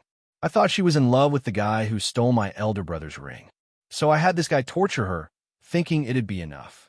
But even till her last breath, that slut never uttered your name," said the guild master as he got up on his feet again and clutched his hands on the warhammer. Khan stared at the leader of this group with a lifeless expression, as if he was looking at a dead man. "That doesn't explain why you lot had to kill her," he asked. "Because the news was already leaked in our circle and other guilds. If we didn't make an example of whoever dared to steal our belongings, we'd be turned into a joke, said the guild master as he charged and swung his hammer at Khan. Khan quickly sidestepped and effortlessly dodged the attack. His opponent already had a weakened state and dull senses. The effect of the toxin wasn't going to be nullified this soon. "Then who gave up my name?" asked Khan as he kept dodging the man's attacks without a hitch. It was the Black Griffin Merchant Enterprise president, Nikola Gretver. "Some of our men found our previously salvaged goods and weapons being sold in his shops. And when we threatened to kill him and burn down his shops, he gladly told us your name. He even returned everything that belonged to us. As for the girl, we simply wanted to use her body to send you a message," explained the guild master as he faltered in his steps, barely managing his footing. Khan also noticed that the enemies were awfully cooperative and answered without holding back. Normally, nobody complies with their enemy's instructions. "Is this the effect of the fear toxin?" asked Khan to himself, and his image flickered. He quickly grabbed the warhammer from the man's hands and kicked him in the stomach, sending his body flying towards the kneeling assassin who was shivering in fear and struggled to get Khan's extension out of his thigh. Khan walked towards these two men as he heard agonizing and pleading screams from behind his back where the enemies were being massacred by his subordinates. He squatted down in front of them and took two rare ranked daggers out of his space ring and spoke in a vengeful tone. "Now, let's start your torture session." Under the bright sun, a gory scene of cut down, torn up and mangled corpses of 100 people filled an open battlefield. Pitiful cries for help and soul-shuddering screams filled the surroundings as an army of monsters was slaughtering these adventurers. Khan's attention was focused on the two men in front of him, a warrior and an assassin. "So, just to keep your so-called reputation, you guys killed an innocent woman to display your power and authority? And you thought it'd make me walk into your trap?" asked Khan to the guild master as he clenched his fist tightly. "Just because she was powerless. Jessica was trampled upon like an ant, and these people saw her life no different than something not even worth remembering. They simply didn't even care about any consequences of killing her and even put her corpse on a display just to enrage Khan and have him fall for their trap. We thought you were just one man, without any support of a clan or an army. Even if you were a peak grandmaster, what could you have done anyway? So we didn't fear about your outrage and wanted to see you willingly return the ring out of fear," replied the guild master, who was still recovering his senses. "Well, it worked perfectly. You've successfully enraged me," spoke Khan in his furious voice and stood up. "Armin," he commanded the priest subordinate who was busy supporting and healing the others during the battle. Armin quickly stood behind Khan. "Make sure that they don't die," said Khan, and brandished the two rare rank daggers. He was already well versed in the art of torture from his part-time job as Azrael. His extensions grabbed both the men from their arms and lifted them in the air. His current strength was already past 650 points, so it was no different than picking small pebbles for him. Khan clearly remembered what kind of scars and wounds Jessica's dead body had after he inspected it, so he would let her killers suffer the same fate. No, he would give them even more horrifying pain. Khan first started with the groaning guild master who ordered torturing her. He pulled out the armor forcefully by ripping it off with his bare hands. He stabbed his daggers in the man's stomach and twisted them inwards. "Ugh!" screamed the guild master in pain as Khan's dagger reached inside of his stomach and pulled his entrails out with a stream of red-hot blood. Khan then stabbed the man's sternum and slowly pulled the dagger down and cut open a deep wound. His other hand sprayed another load of fear toxin and put the already screaming man in another jumble of horrified emotions. "No, let me go. I'll give you anything you want. Money, women, whatever you want," pleaded the middle-aged man as Khan kept cutting him open one by one. "It's not about the money. It's about sending a message," replied Khan. "Heal," ordered Khan, and Armin cast a healing spell on the guild master. A visible recovery could be seen on the open flesh. But this wasn't going to be an end to the little session. He moved to the man's legs and cut open his thighs and calves as the man kept screaming in pain and cursing Khan loudly. The assassin on the other side was shuddering in fear after seeing how ruthlessly Khan was torturing their guild master. He wondered what kind of monster Khan was to have such strong, monsterly extensions an army of ferocious monsters and things he couldn't make sense of. And all that because their guild members ordered him to torture a young woman and then decided to kill her. He then cut open the man's arms from the biceps and cut down all the long veins, making him bleed profusely and losing a lot of blood. Khan continued this torture as the horrifying screams of the guild master filled the entire surrounding. By now, the remaining members of this guild were close to being finished and more likely were being toyed with Khan's subordinates as they kept running from one direction to another but finding no escape route. After half an hour, Khan finally stopped as the middle-aged man fainted from the agonizing pain. He threw the body on the side. "Wake him up," commanded Khan to Armin as the priest used a high-rank healing spell and woke up the guild master. But just then, over a dozen of black nymphs walked towards the man. "Play with him as you like. Just make sure he doesn't die," ordered Khan, and left the guild master to the nymphs, who started poking holes in his body from place to place and chewed out his flesh with their sharp teeth, while Armin kept healing him over and over. The once mighty and reputed guild master of the Scarlet Lion Guild, the second biggest adventure guild in the entire Flavit City, was now being tortured and lynched to death by these monsters. "Oh, no! Get away from me, you monsters!" wailed the guild master. Khan's gaze then landed on the assassin who had already wet his pants.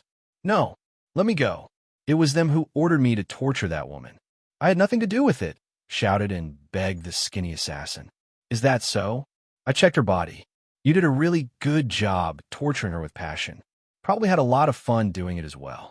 So I should reward you for being such a hard-working man," said Khan as he took out an iron mace from his space ring. "You beat her face with a blunt weapon, didn't you? Did your sadistic side felt joy while beating her?" asked Khan, and quickly swung the mace. Crack! The man's jaw was broken, and many of his teeth fell on the ground along with the spring of blood.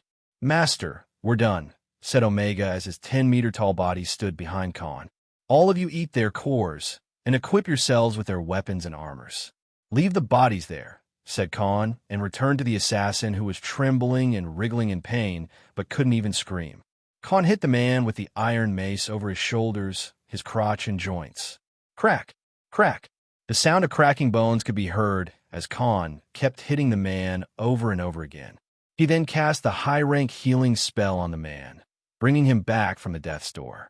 But soon he switched back to the daggers and started dissecting the man alive from the top of his body into his legs. Khan's daggers opened a long gash as the fountain of blood leaked from the assassin.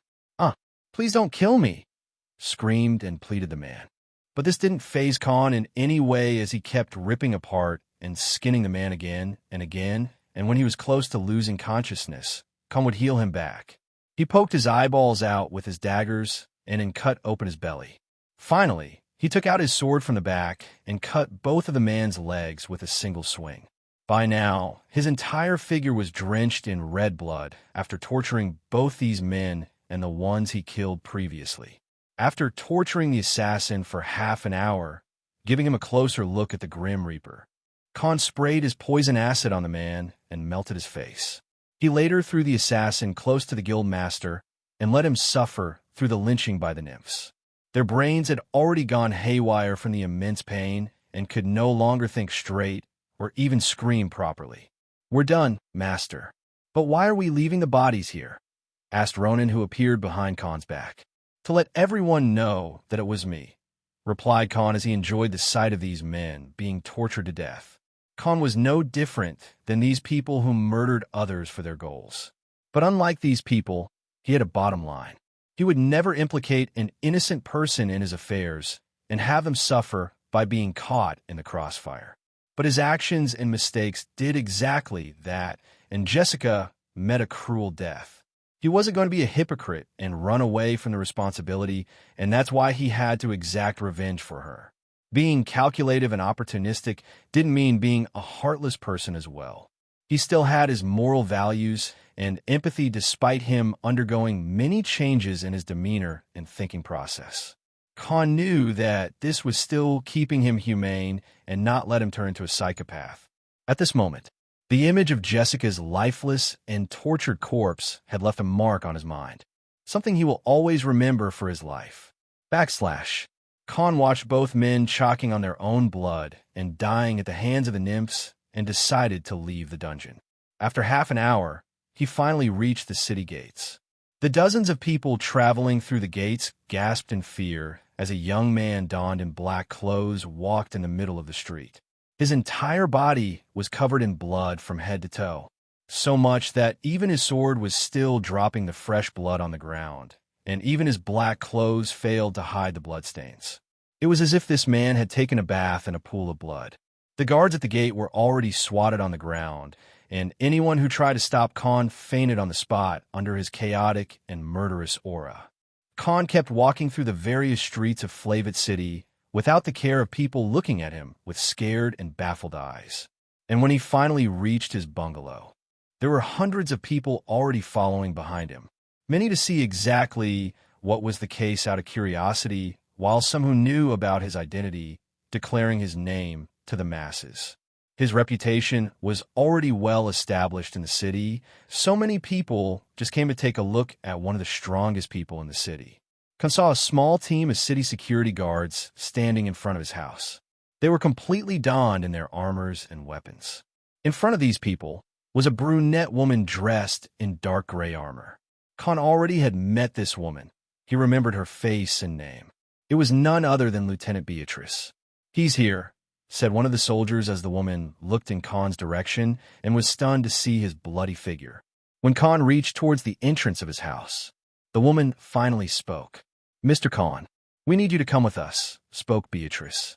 In response, Khan quickly activated war dominance at full capacity and put all the soldiers and onlookers on their knees under his horrifying and heavy black and red aura. He looked at the woman and finally spoke. "Not now, Lieutenant," said Khan as his gaze landed on something that was covered under the white sheets on his sofa. "Jessica's dead body. I have a funeral to attend." Khan stood in front of his house as he stared at the group of city guards and Lieutenant Beatrice. "I'll come later. Let me conclude the matter peacefully, or you'll get on my wrong side." He straight up threatened the law enforcer squad that was directly under the command of Captain Nordak. He simply didn't have time to waste answering the questions. Sooner, his deeds were going to spread around anyway. I understand," spoke the lieutenant and left without rebutting Khan because she could feel the anger in his eyes and his aura was many times fiercer than she had seen him previously. And she was already familiar with this feeling, because she once felt the same type of chaotic aura from Commander Strays. "He's already a Grandmaster," spoke Beatrice to herself in shock and ordered her forces to return because if they pissed Khan off, who knew if they'd be able to return to their homes alive or not. Khan entered the house and saw Jerome standing along with few people. "Sir, what happened?" asked Jerome in bewilderment after seeing Khan completely drenched in blood. "Settled some overdue scores." "Who are these people?" replied and asked Khan. "They're from a morgue, and then ones on the right are from City Cemetery," explained Jerome. "Is there a way I can have her buried in a place of my choosing? I'll pay you guys twice the normal price," he declared. The men standing behind Jerome nodded in response.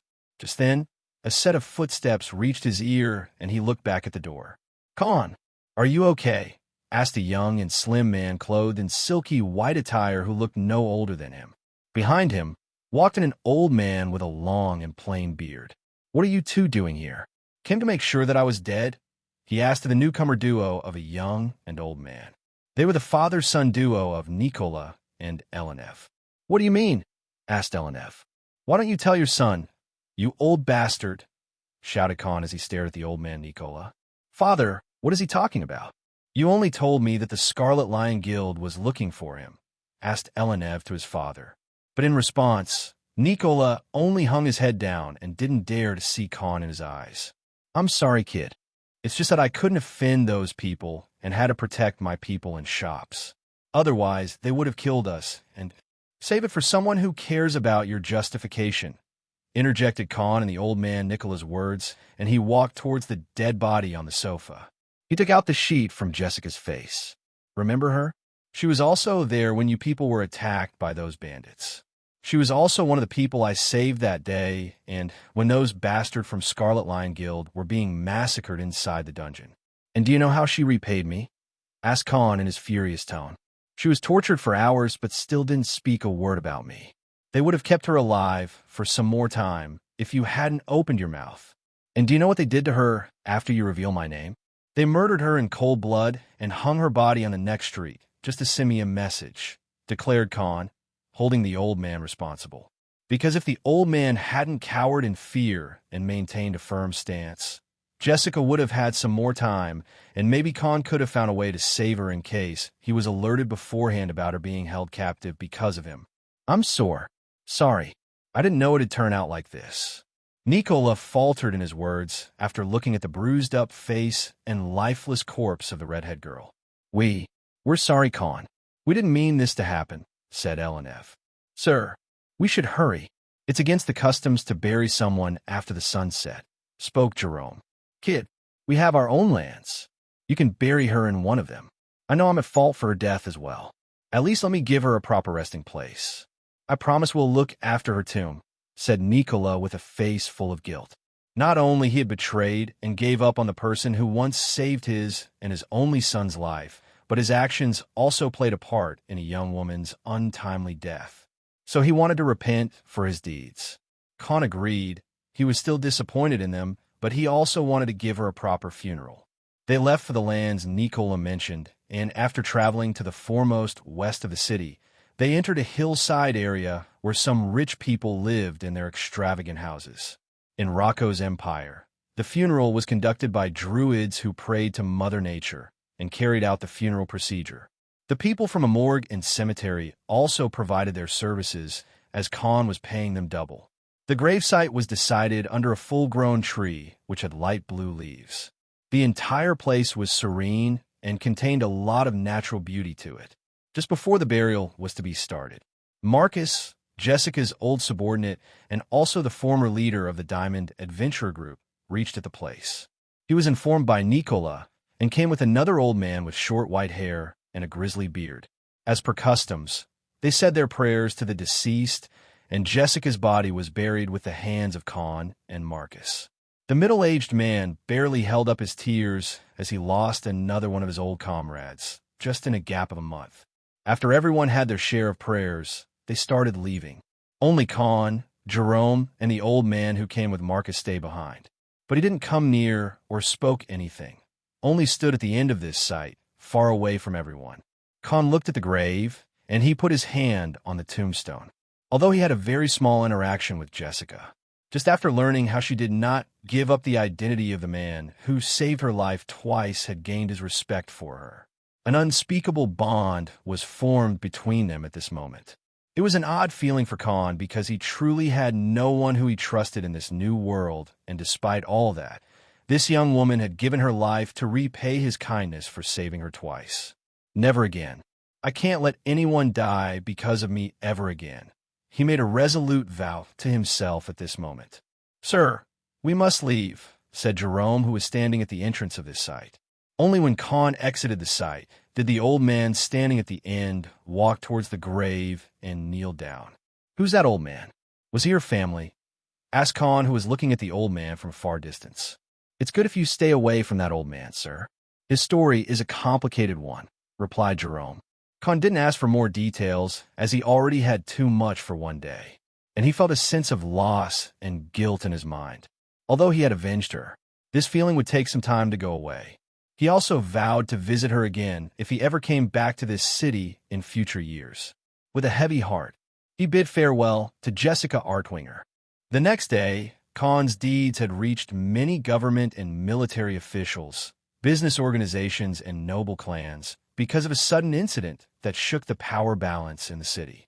Because the news of Khan's outrage in the headquarters of Scarlet Lion Guild, and then suddenly, all their top fighters, including the guildmaster found dead inside the Sintra dungeon, spread like wildfire among the top powers of the city. This knowledge was not made public by anyone even now, but those with connections always had their means to gain inside information. And him walking inside the city while being completely covered in blood proved as a fact because hundreds of people had seen him. So naturally, the elites also heard of this news from their informants. However, one man killing hundreds of experienced adventurers was unbelievable to many, and even some laughed at it, thinking of it as another baseless and over-exaggerated rumor. Khan, the main culprit of this massacre, was merely eating his breakfast in a content mood, as if he hadn't caused a bloodbath yesterday. Today, he had to meet some people in the law enforcement hall. Khan departed for the meeting he had with Captain Nordak. They were definitely going to ask about yesterday's events, so he already had few backup plans. "It's good to see you again, Mr. Khan," said Captain Nordak as he welcomed him inside his office. "Likewise. May I know why have I been summoned?" asked Khan, playing coy with his words. "I think you already know that. I have some questions for you regarding 3 people who were murdered yesterday. 1, whose body you took in your house, and 2 people you killed inside Scarlet Lion Guild," said Nordak. "Normally, no one gets this type of treatment and gets arrested on the spot, so you can consider this us doing you a favor. Now, care to explain?" asked Nordak, and Lieutenant Beatrice, who was standing on the right side, put a hand on her sword hilt. "No need to get worked up, Captain. I'll tell you everything. The truth is, around 12 days ago, I took a space ring from a dead body on the 9th floor of the Bromner dungeon during my hunts, and also saved a survivor named Jessica Artwinger." Khan then recounted how he found goods inside the space ring and sold them, but he didn't know about it belonging to the Scarlet Lion Guild, as the survivor had fainted back then, and then elaborated the story of them causing a scene in Black Griffin merchant shops, and how they tortured Jessica just to scare him, and killed her to send him a message. He certainly obscured many details, but did not hide the fact of him killing the 2 people inside the guild hall out of a fit of rage. His story matched with everything they had already gathered with witnesses and people from Nicola's side. But when I got inside the Sintra dungeon to find them, they were already dead in a battle against an army of orcs, replied Khan, making it sound believable as he masked his massacre and took the blame of only killing 2 people and not more than 100. "Let's say we believe you. Still, killing 2 people in broad daylight is a crime punishable with the death sentence," said Captain Nordak. "I suppose that you have some way to make it go away. Otherwise, I'd already be behind bars. Am I right, Honorable Magistrate?" replied Khan, and looked behind. He quickly released War Dominance Aura at full capacity, and suddenly, a barrier came into existence, and behind this barrier, the old Lionkin's figure was revealed, who had some sort of artifact in his hands. "So it's true. You've indeed broken through the Grandmaster rank," exclaimed the magistrate of Flavit City in surprise. "You're full of surprises indeed, Mr. Khan," spoke the magistrate, and sat across the opposite chair. "Let's get to point, Honorable Magistrate. What do you want in return to make this matter drop?" asked Khan, as he didn't want to beat around the bush. "Ah, going straight for the head of the snake, I see. It's simple. I want you to join our side," replied the magistrate as he interlocked his hands. "And why do you want me to join you?" asked Khan. "To be honest, we're lacking strong people on our side. The military has commander strays, the noble clans have 4 grandmasters on their side, and the Adventurer Guild has Solomon and Arkham. Even though these factions look like being in harmony on the surface, there's a war for authority and power you can't even think of. Join us, and I'll make this matter go away. You'll also hold a vast authority in the city after joining our ranks. I promise you that," said the magistrate. They had dirt on Khan, so they were trying to use it. "I refuse," replied Khan without a hitch. "What? Do you not understand what situation you're in?" shouted the magistrate in disbelief. "I have no intentions to fight your war and join any factions. I just want to be left alone. However, if you agree to bury the case, I'll do a big favor for you," replied Khan nonchalantly. Although he had made few plans to counteract the scenario where he would be persecuted and was even prepared to bribe the top officers, he didn't expect the magistrate to show up there and watch him from the shadows. Their plan seemed to be about reeling him on their side by using those murders. But at the end of the day, he had already made his rule that he won't work for or serve under anybody and live that life of corporate slavery again in his new life. "What kind of favor you can do me, if I may ask?" asked the magistrate with a conniving expression on his face as he caressed his long white beard. 3 people. No questions asked. If I'm not wrong, only Commander Strays, President Solomon, and a few of the old members of the noble clans are beyond my reach. "I can handle the rest," replied Khan. The 3 people present in this room gasped in surprise as Khan was outright saying that he'll kill 3 people for them to have this matter dropped. He was just being too straightforward. Even Lieutenant Beatrice, who had a decent impression of Khan, was surprised to see how this man didn't shy away from acting like a contract. I hope you think about it. After all, I can always run away from the city, and none of you will be able to stop me. But rather than making each other an enemy, how about we find a middle ground that would benefit both sides? Spoke Khan and faintly released his domineering and terrifying aura, again with a smile on his face. I see, that makes sense. Although it's a shame that you won't join us, I can still get behind this deal. But I hope you will be discreet and won't ask any questions, said the magistrate and shook Khan's hand. After the previous burst of murderous and violent aura, he knew that they won't be able to control Khan and blackmail him with a petty excuse of killing 2 people. However, Khan's preposition was far more beneficial to him, as his connections and people were incapable of killing some truly strong and influential people that opposed and troubled the magistrate. And now he was certain that Khan would be able to deliver on his words. There were no saints in this power struggle. So having Khan as someone who would work as his blade was indeed a deal worth making. And just like that, Khan walked away free of any charges. As for those who try to come after him for revenge for the Scarlet Lion Guild or any other reason, he'd simply slaughter them just like he did yesterday. Khan decided that he needed to carry his work of hunting because he realized that if he truly wanted to be free and never get forced to do someone's bidding, he needed strength that would scare anyone even if they thought about blackmailing him. Let's hope the next hunt will be worth it. After settling his affairs with the magistrate and receiving a clean shit, more like a bribed shit, Khan visited his biggest harvest mine and his other half, the Bromner dungeon. Today, he was going to attempt the 14th floor of this dungeon. So far, this dungeon had given him a lot of resources, harvest, and even plenty of his subordinates. And thanks to the later floors of this dungeon, his allies, including Omega, Blackwell, Oliver, and Ronan, had undergone evolution and reached Lord rank with each floor he finished. Also, the extra subordinates he gained in the form of Legion raised his strength in numbers. From the old records, this dungeon contained only 15 floors, and Khan had reached up to the 13th floor till now. Thanks to some sort of magical formation inside the dungeon, only those who successfully killed the previous floor bosses after the 10th floor boss, let it be individually or in groups, would be marked and allowed to enter the next floors. Otherwise, he'd have to have finished them again and again, and also, anyone could raid on any floor as they pleased. This sophisticated mechanism allowed only truly worthy to progress farther, or else this dungeon would have been ransacked decades ago.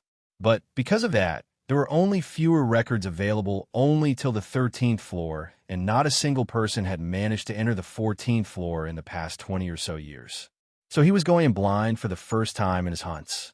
Khan entered the floor grounds and saw a scenery of night filled with black clouds and white moonlight shimmering and spread upon the black and completely withered trees. The ground, the leaves, the rocks were all black. If not for the bright moon, one would not even be able to see the outlines of the surrounding. A bone-chilling breeze passed by in Khan, and he let out a chattering noise of the teeth and felt a shiver in his body despite his defense being above 530 points. Swish! Swish! 2 figures jumped out of his shadow and stood beside him. "You know the drill," said Khan to both Ronan and Oliver, his most effective and efficient subordinates when it came to gathering information or searching for enemies. Ronan had shadow shift, stealth, and concealment skill, while Oliver had archer's sight, silence walk, and heat sense skill, which made both of them the best choices to do reconnaissance without getting noticed or found out by the enemies. Khan and his allies spread in 3 different directions and started looking for signs of living beings and any enemies they would need to fight. After spending some time looking for enemies, Khan had failed to notice anything worth considering as enemies. It felt as if the entire floor was some sort of abyss where everything was completely dark and had no living being here. Oliver, who had the farthest range and tracking skills, also failed to find any enemies. Suddenly, Khan received an alert signal from Ronan, who had now entered inside a cave and noticed few living beings. Well, not actually living beings, but something that was once alive. The undead. In any fantasy novel or mangas, undead played a prominent role, as the majority of the protagonists would either fight these undead at some point, as if it was an unspoken rule between all the authors. Some protagonists fought them, some used them to gain EXP, some harvested their bodies, and some were even reincarnated as these undead in the form of skeleton soldiers or a lich. The stories of the undead had a separate community under fantasy and isekai category themselves. And Khan found himself living the same cliché story today. If this was a fictional novel story, I'd say that the author is not very creative, said Khan. Suddenly, Khan felt a chill under his spine for some unknown reason. Khan and Oliver ran towards the cave where Ronan had already killed off over a dozen skeleton undead and cleared a path for them. Since he was a Lord rank monster now, Ronan had no problems while finishing this many undead without causing a commotion or alerting even more undeads. And the extensions on his back also made it very easy for him to handle multiple opponents at the same time. If these were living beings, he'd use the toxin mist ability he had inherited from the 13th floor boss himself.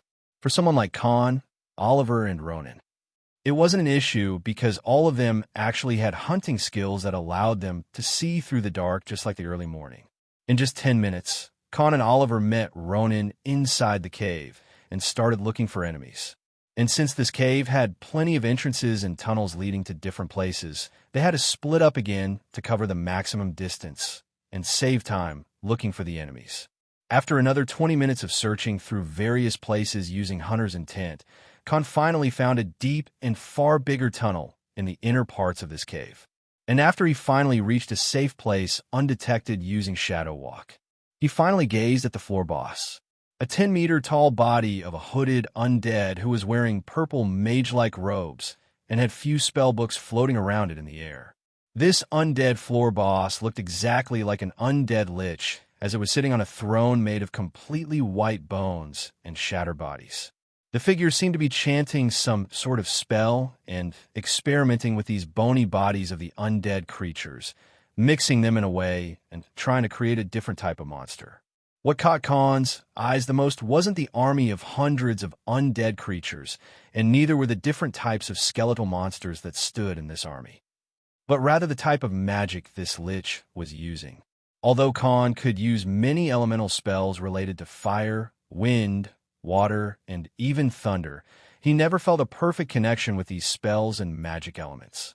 But when he saw the lich performing its spells and creating even more undeads, he felt a sense of attachment towards the element of this magic. For the first time since Khan entered in Vantria, he found the element he had the highest affinity with, the dark magic. Khan felt every inch in his body resonating with the magic this undead lich was casting, as if he had an intimate connection towards this element of reality. So far, he hadn't seen a single person, even some top-tier mages, use dark magic ever since he came to Flavit City. Is this magic forbidden in this world? He asked himself, because if what God of Darkness told him was right, anything related to him was wiped off from the face of the planet because of what Khan's predecessor, the 8th hero, did 300 years ago. Only undead and demonic monsters would possess this type of magical element to them because of the natural and inborn affinity. No human like Khan should have any resonance with this magic. He now remembered the system once telling him that he had one of the highest affinity to dark magic and dark elements in this world, because he was chosen and his body was created by God of Darkness. And that's why all his physical abilities and skills he gained from absorbing monsters and merging skills were all pitch black. This was the only reasonable explanation he could accept. Khan then activated Hunter's intent at full capacity and felt the aura of the undead lich. From the pressure alone, Khan was certain that the lich was at least a Lord rank undead. Then his gaze shifted to the monsters that surrounded this figure. 8 giant skeletal creatures. Some had 4 to 6 legs, while some of them had walked on 2 feet, and all of them were equipped with makeshift weapons made of tusk-like bones. Around this lich, the 5 spellbooks that floated in the air were emitting a red glow, and a tangible thread was connected to all the monsters and the skeletal army that was about more than 500 undead soldiers. Damn, I'm so screwed here, cursed Khan as he found no way to defeat this enemy, because his advantage in numbers was gone. Even with 4 Lord rank monsters at his side, he couldn't possibly take on this army, and since they were all undead, his toxin fog won't work on them either. He couldn't use divide and conquer trick here either, because the numbers were so big that even if he were to create a diversion like he did with the Nymph floor boss, the Lich wouldn't send its entire army to fight against only 50 or so enemies. Plus, he felt like the Lich would definitely have some way to command and see through these undead, just like Khan could. And to make it hard, the undead warriors surrounding the Lich seemed no weaker than his generals who hadn't gone through evolution. So he literally had no advantage or any viable strategy to take out this floor boss. Plus, he hadn't even found a way to see the strength of the Lich or its fighters. As for using the mana bombs that could wipe out everything in 500 meters radius were out of the question because they were inside a cave. He would be buried alive under the ground if he used that.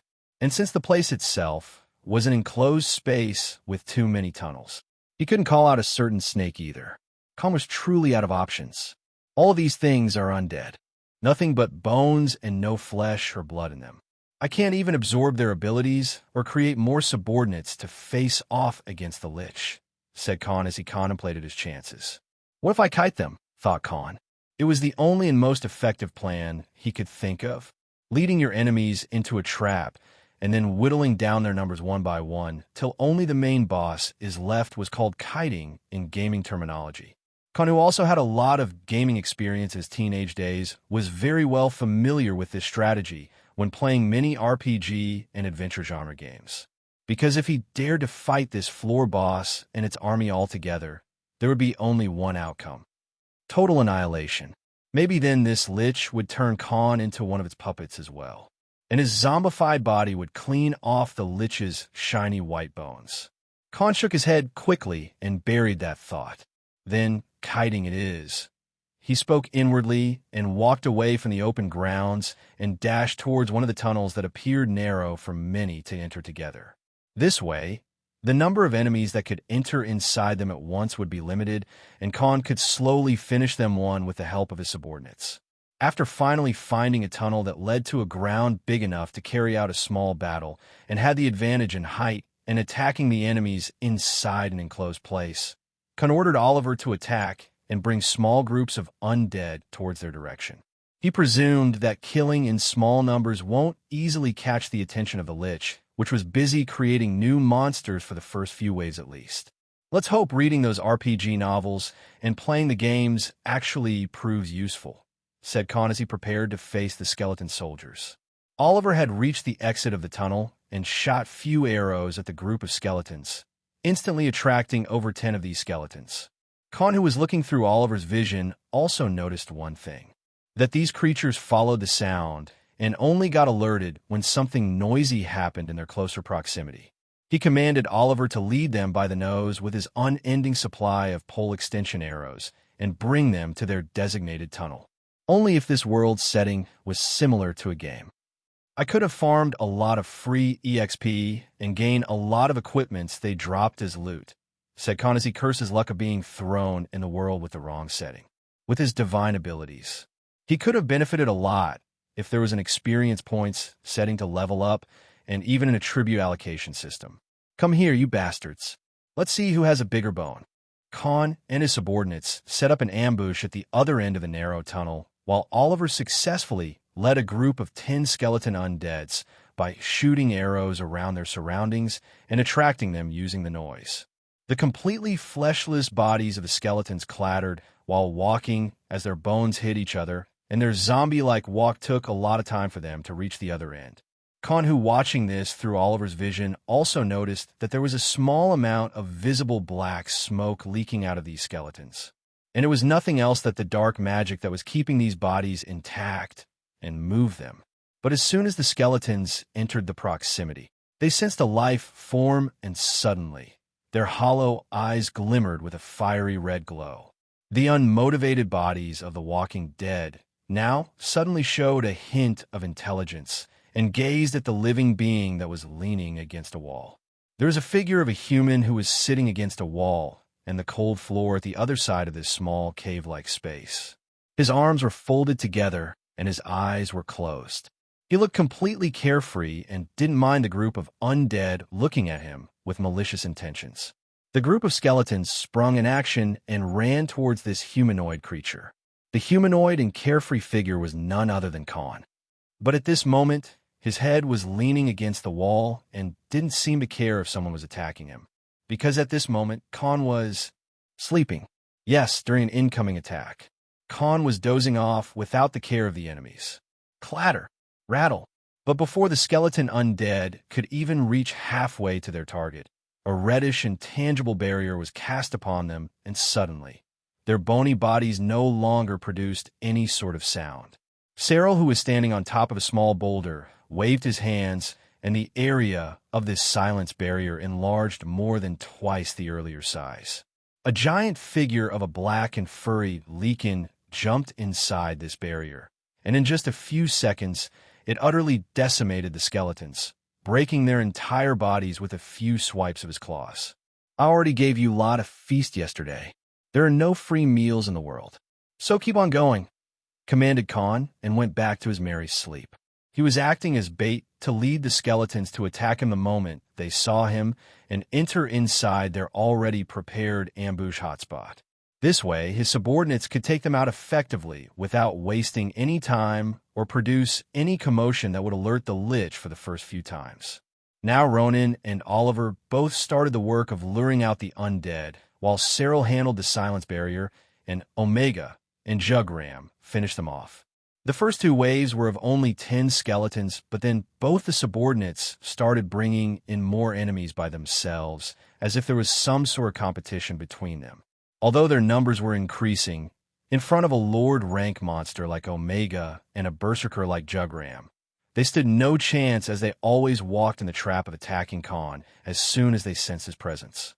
Little by little, they started whittling down their numbers, and in the span of 3 hours, Khan's subordinates had managed to kill more than 200 of these skeleton soldiers. Since these skeletons didn't have any weapons on them, they could barely put up a resistance against the duo of Omega and Jugram, while Ronan and Oliver kept bringing more skeletons to gnaw on. Khan, who finally woke up from his nap and yawned, suddenly heard a loud march of footsteps from 600 meters away from the other end of the tunnel. So, it begins, he said, and ordered both Oliver and Ronan to openly attack and bring the horde of the enemies through the tunnels ran toward their direction. "Everyone, get ready," said Khan, and the remaining of the 6 generals, and the Legion jumped out of his shadow and finally prepared for a frontal clash. Thud, thud, pitter, patter. The army of the dead charged through this narrow tunnel, each line containing only 4 to 5 skeletons at most, while they were walking in exactly the spot where Khan wanted them to be. The biggest problem was going to be none other than those skeleton warriors the floor boss had created.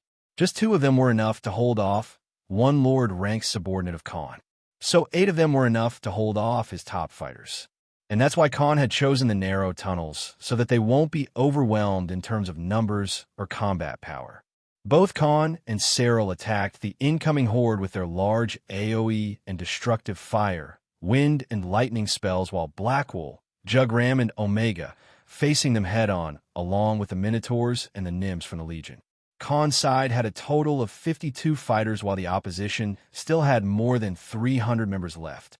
Still not taking actions by itself? Or perhaps it can't leave that place? Asked Khan as he noticed that everyone from the enemy side, except the undead Lich itself, didn't come to attack him. "Attack!" declared Khan as his side attacked, and engaged with the enemies that were coming in small groups, and even his stealth-related subordinates joined this arduous battle of Breaking Bad. Breaking bones. Without the Lich itself ordering the undead army, there wasn't much resistance these 300 or so skeletons could put as they entered little by little through the tunnels and were destroyed in a full-blown ambush by his side. Khan used Firestorm and Wind Cutter simultaneously and killed far many skeletons compared to his subordinates. His advantage in mana and long-range attacks helped him a lot. After breaking through the Grandmaster rank, He was far more powerful than before, and his attacks with mage spells and sword had already reached a point where these small-timers proved no threat to him.